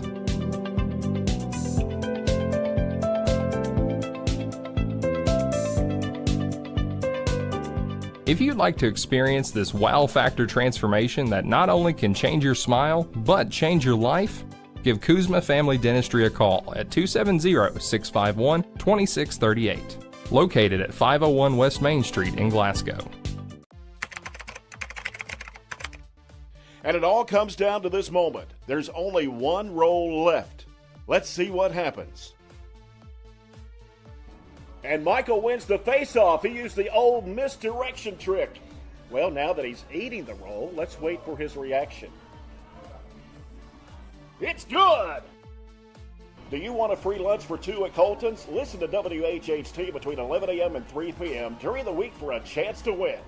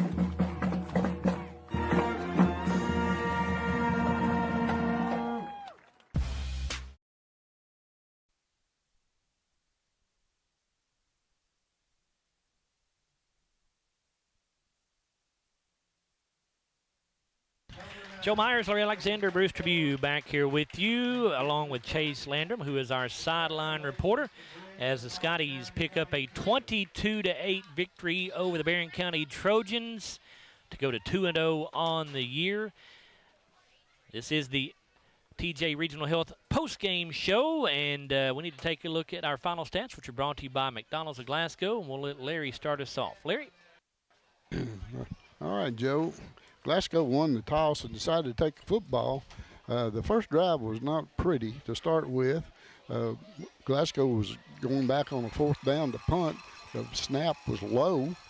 Big Cameron Bull picked it up, and I think it was fourth down and about 30 yards to go, or 29, and he got 32 yards on the scramble after the bad snap, and that set Glasgow up, and they went on down, and then Hudson Gunn made a good play on a scramble and found the receiver wide open, and he went out of bounds at the 4-yard line, and that set Glasgow up for Jalen Bradley to take it over from 4 yards out for the touchdown. It was a 13-play, 74-yard drive, took 5:59 off the clock. Jared Maligon kicked the extra point, and Glasgow led 7-0. Not much went on the rest of that first half, as Glasgow would lead at the half by a score of 7-0. We did have one fumble recovery. Gage Driver would recover a fumble for Barren County after a Jalen Bradley fumble, but we had 5 straight punts after that, and then Barren County would waste a possession there inside the 5-yard line. Didn't have any timeouts left, and time would run out on them before they could put it in the end zone. But Barren County, excuse me, it was 7-0 Glasgow at the half. Barren County would get the football coming back out in third quarter, and they wasted no time as they went on a 6-play, 53-yard drive. Took 4:31 off the clock. Jackson Bird with a 10-yard run for the touchdown. They went for 2, and Briggs Harris ran it in for the 2-point conversion. So Barren County led at that point 8-7. We had 7:29 to go in the third quarter. Glasgow would lose it on downs on the next possession, and Barren County would punt on their next possession, and that would set Glasgow up at their own 47-yard line with 2:45 to go in the third quarter. It only took them one play to get in to score. Cam Bull went on a 53-yard run for the touchdown. Because Barren County went for 2, Glasgow went for 2 on this possession. Hudson Gum ran it into the corner of the end zone for the 2-point conversion, and Glasgow would take a 15-8 lead at that point. 2:25 to go in the third quarter. We had 3 punts in a row, And after the Barren County punt on the third punt, Glasgow would take over on their own at the 50-yard line with 8:51 to go in the fourth quarter. And they took care of business. They put it in the end zone, 5 plays, 50 yards, took 3:22 off the clock. Jalen Bradley went over from 23 yards out on a quick pitch around the left end for the touchdown. Jared Malagon kicked the extra point. Glasgow led 22-8. There would only be 2 more possessions after that. Barren County would fumble the football away, and Kavion Massey would recover that for the Scotties, and then Glasgow would run out the clock to end the ball game. So 22-8 is the final score here tonight. Glasgow winning it 22-8. For tackles in the game, first for Barren County, Catavian Fryer had 3 tackles. Jackson Bird with 3. Dalen Thomas had 1. Dalen Thomas, I should say. Jackson Pierce had 1. Briggs Harris with 1. Gage Driver had 3 tackles and had that fumble recovery. Baylor Browning led the way for Barren County with 6 tackles. Jordan Harris had 5. Corbin Wells with 4. Steele Whitaker with 1. Connor Thomas with 3. Cole Meadows with 2. And Grayson Billingsley with 2 on the night for Barren County. For Glasgow on the night, Jalen Bradley with 2 tackles. Trey Smith had 5. Jathan Franklin with 3. Cameron Bull led the way with 6 tackles on the night. Hudson Gum with 1. Charrick Martin with 4. Grayson Bartley 3. Landon Martin 4. Xander Contreras had 4 and also had a sack of the quarterback. Stephen Garrett had 1 tackle on the night. Let me get to the other page here. And Kavion Massey, who was a big player in this ball game, 4 tackles on the night, 2 sacks of the quarterback, and a fumble recovery. So a big night for Kavion Massey. The Scotties winning here tonight, 22-8. Bruce? Thank you, Larry. Let's look at our TJ Regional post-game. As we continue, let's look at our McDonald's stats. With the final score 22-8 in favor of the Scotties, Barren County had 9 first downs. They rushed for 14 yards, passed for 95 for a total of 109. The Scotties had 12 first downs, 221 yards on the ground, 69 yards through the air for a total of 290. Each team had 1 turnover. Barren fumbled once and lost it late in the game. It was a killer for them. Glasgow put it on the ground 3 times. 2 of them were on a muff snap and a muff punt, but we did fumble once. Neither of the team threw an interception. The Trojans were penalized 11 times for 75 yards. Glasgow, 19 penalties, 182 yards. Total offensive plays, the Trojans ran 50 plays for 38 minutes and 47 seconds. The Scotties only had 19 plays for 19 minutes and 13 seconds. Now we'll look at our McDonald's individual stats here on our TJ Regional Health post-game show. For Barren County, leading rusher on the night is going to be Dalen Thomas with 28 yards on 10 rushes.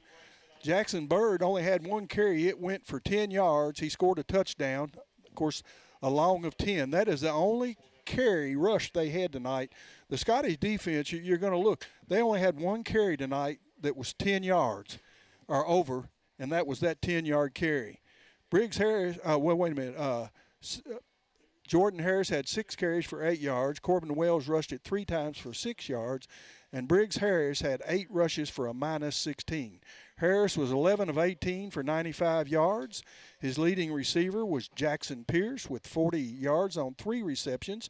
Dalen Thomas had 2 receptions for 28 yards. Jordan Harris had 2 receptions for 21 yards. And Jackson Bird also had 2 catches for a -1. Jackson Bird punched tonight for 203 total yards. That's a 33.7 average with a long of 44. For the Scotties tonight, leading rusher and our player of the game, Cam Bull, had 104 yards on 8 rushes. He scored 1 touchdown, had a long carry of 53. Jaden Bradley almost hit that 100 mark with 91 yards on 13 carries. He scored 2 touchdowns, had a long of 23. Hudson Gum picked up 24 yards on 8 rushes, a long of 19. Jarek Martin had 1 carry for 2 yards, and Cabron Jones had 1 carry for a -2. Hudson Gum was 4 of 13 passing for 69 yards. His leading receiver was Jeremiah Moore, who set up our first touchdown with a 36-yard catch. He had 2 catches for 56 yards, and Keyshawn Austin had 1 catch for 12. Cam Bull punted 3 times for 111 yards. That's a 37-yard average with a long of 31. So the Scotties moved to 2-0, Joe, with a victory here tonight over their crosstown rivals. All right, Bruce, we're going to get a quick break in here before we get Coach Arnett in here to talk with us. Scotties win it 22-8 over Barren County. You're listening to Glasgow football on WCOU Blue 103.1 FM and 14. We know there's a big difference between being in a community and being part of the community. That's why here in Glasgow, we cheer on the Scotties. We work hard every day to make a positive impact on the community we call home. Behind our golden arches, we strive daily to serve delicious food and treats. If you could only smell this McDonald's ad, you'd smell how delicious this burger and fries really are. Join our McTeam. To learn how, text KY209 to 38000. Benefits include a sign-on bonus up to $500. I just did it, but I waited way too long. Trust me, it's about time you left cable TV behind and started saving with MyStream TV from SCRTC. Already have TV with SCRTC and you still have cable boxes and wires everywhere? Talk to SCRTC about MyStream TV and compare it to your current service. The best thing about MyStream TV, you'll save money and get up to 1 gig symmetrical internet. Visit scrtc.com and click on the MyStream TV logo at the top to start saving on cable today. If you haven't heard, there's a new approach to banking. It's called Kasasa, and you'll find it at the People's Bank. Your free Kasasa checking account offers you monthly cashback rewards. The Kasasa cash checking account can earn you a very high interest rate on your balance. Then link Kasasa Saver, and you'll also get a high rate on your deposits. Grow with Kasasa at the People's Bank in Glasgow, Cave City, and Marion. The People's Bank, working for you. Restrictions and qualifications apply. Restrictions may vary. Contact the People's Bank for details and to learn more. Member FDIC. Have you injured yourself playing a sport or exercising? Sports medicine experts at TJ Regional Health are trained to get you back on the road to recovery, whether you're dealing with sprains, fractures, knee and shoulder injuries, or other common injuries. Our goal is to prevent illness and injury in active individuals of all ages and help prevent future problems to maximize your performance. Find out more at tjregionalhealth.org/rehab. Patients first, team always. TJ Rehabilitation Services. Our dental health plays a vital role in our overall health. Practicing good dental hygiene is especially important for children. When was your child's last checkup? Riley Dental Group is invested in making sure you and your family have the healthiest smile possible. They understand a dental visit may prompt anxiety or nervousness, but Dr. Riley and his team offer a variety of solutions, including a comforting and friendly visit from Bennett, their therapy dog. Call Riley Dental Group for an appointment, 651-5939. Get in. We're making country great again. Come on. Whiskey River, take my mind. Willie 94.1. You got to have an ace in the hole. Willie 94.1. I'm a hard working man. The Big Willie. Oh, little rock. It's great country. Willie 94.1. We're making country great again, and we've got the Real Trader for you every weekday morning starting at 8. Join me, Mac Daniels, for it right here on Willie 94.1.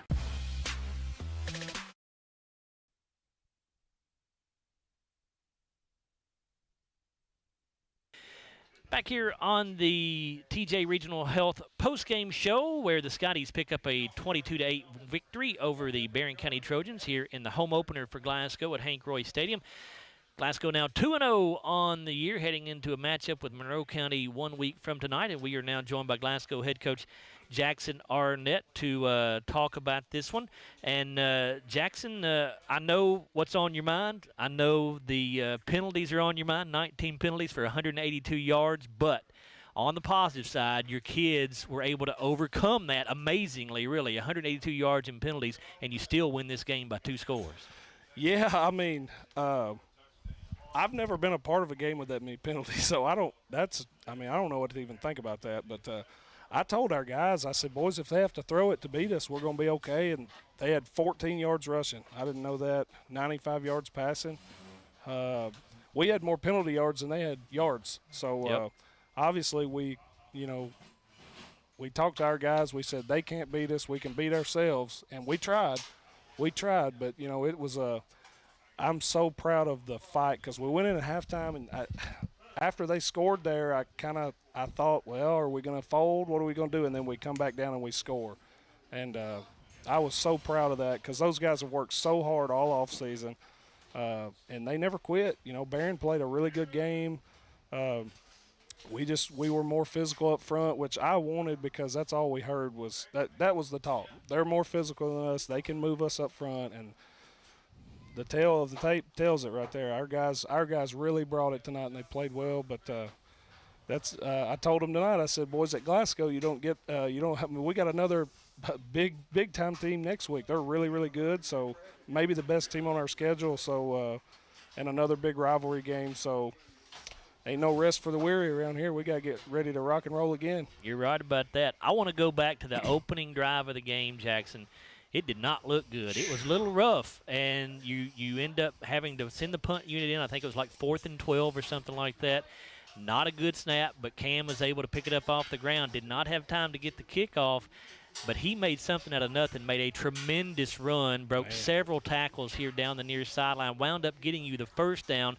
That kept the drive alive, and you ended up scoring your first touchdown of the night after that. Well, I mean, that's really the difference in the game. I mean, you think about it, imagine if we don't score there and go up, because I'm a big score first guy. I'm always going to take the ball. I want to score first. And, man,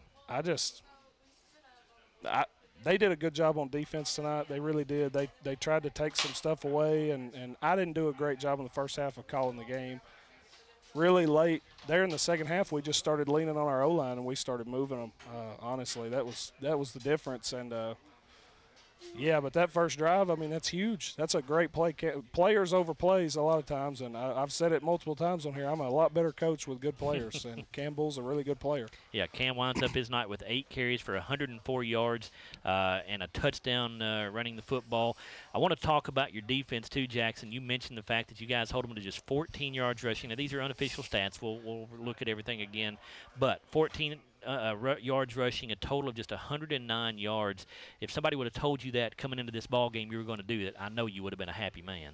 Yeah, if I knew we held them to 14 yards rushing, I would have thought the score would have been a lot more lopsided. But I didn't think about our offense struggling like it did. But that's my fault. The kids played really hard, and I didn't do a great job calling plays early. But, I say that, but we're gashing and just getting penalties. Yep. I mean, it was 1st and 20 or 1st and 15 every single drive in the first half. And I don't know. I finally told them at halftime, I said, if we can just play without penalties, I said, we're kicking their butt, guys. I said, you got to – and I'm not knocking Barren. They play really hard. They did a great job on defense. I know Coach Perkins over there does a really good job on defense, and he's got them playing really hard. But I just felt like we were hitting big play after big play, and they just bring it back. Yep. So I'm like, and I'm not one to fuss about the officials, but 19 penalties is crazy. It is. It's crazy. Bottom line, Jackson, though, is the fact that you get a victory in the first Glasgow Barren County game that you coach in, and that is something that'll go a long way around here, I can assure you. Well, the kids played really hard. They wanted it. But like I said, we got to move on now. It would be a shame to – win this game and play hard and then come out next week and lay an egg. So we got to get ready. Monroe got a good win over Allen County Scottsville, 24-14 tonight. Yeah. That's your next opponent here at home. Of course, you're a graduate of Monroe County High School, a very good player over there for the Falcons. So that game will probably be a little bit emotional too, but I know you'll do your best to keep that in check. That's right. You do. You do. I wonder who your mom's going to cheer for in that one. I don't know. They may not even go. They may watch it on TV. Jackson, we appreciate you joining us. We'll talk to you next week, okay? Thank you. Go Dogs. Yes, sir. Congratulations on the victory. That's Scotty head coach Jackson Arnett. And let's go ahead and take a look at our play of the game if we can, if Will has that queued up here for our video. And our play of the game is going to be that 53-yard touchdown run by Cam Bull. It was the touchdown that put the Scotties on top for good. It came with 2:25 to go in the third quarter, and as you're watching there on the video, 53 yards for Cam Bull. It was the only play of the drive. The Scotties then completed the two-point conversion as well to put them up 15-8, and they would never trail in this ball game again. And that is our Hardy's play of the game. And now, Will, if we can take a look at our player of the game, that is also Cam Bull. Cam had an outstanding night tonight. We talked with Coach Arnett about that huge play he made on 4th and 12 when he was back to punt on the very opening drive of the night. Fielded a bad snap and was able to run with the football to get a big first down. And that was just one of many big plays that Cam made tonight. He winds up his night with 8 carries for 104 yards, 1 touchdown. And defensively, if I can find the defensive numbers here, I know he had several tackles as well, 6 tackles as well for Cam Bull. So quite the night for that young man as a senior gets our Player of the Game award brought to you by Kentucky Farm Bureau Insurance Agent Joe Myers. We need to get one more break in here. We'll do that and then come back to wrap things up here from Hank Roy Stadium. The Scotties, a 22-8 winner over the Barren County Trojans. We're back after this. You're listening to Glasgow Football on WCLU Blue 103.1 FM and 1490 AM. Wilder Pate, a junior at Glasgow High School, was last week's WCLU Radio's Student of the Week, presented by Pedigo Lessenberry. Discover peace of mind with Pedigo Lessenberry, the trusted name in insurance for over 100 years in South Central Kentucky. Our comprehensive coverage options ensure that you're protected every step of the way. Whether you're looking for auto, home, or business insurance, our experienced team is here to help you make informed decisions that fit your needs. Visit us online at plinsurance.com to learn more and find the right coverage for you. Trust longevity. Trust Pedigo Lessenberry. Over the summer, Pate helped teach young students about musical theater during the Scotties on Stage summer camp at Glasgow High School. It's really fun to interact with the kids, and usually we don't get a chance. This is like the first time anywhere, any school in our group has done a camp for theater. Everybody usually does sports and stuff. It's really fun, because all of them, they're used to different stuff at their schools, and then when they come here, they get a whole new perspective and outlook on art and how we do things at the high school and how we can share what we do and share it with them. I think it's really important because most kids don't get to express themselves in this way. I mean, they get to do it in elementary school, but not really other people share the same passion as them.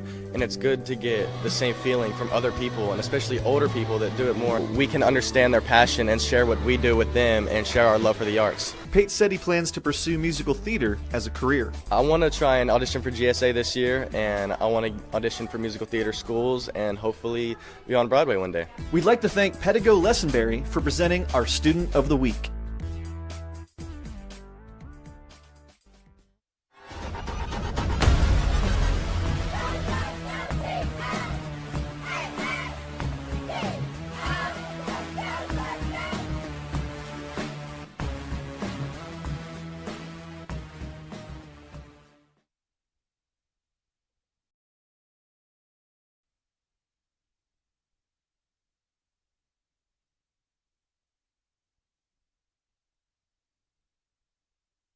Gum and shotgun.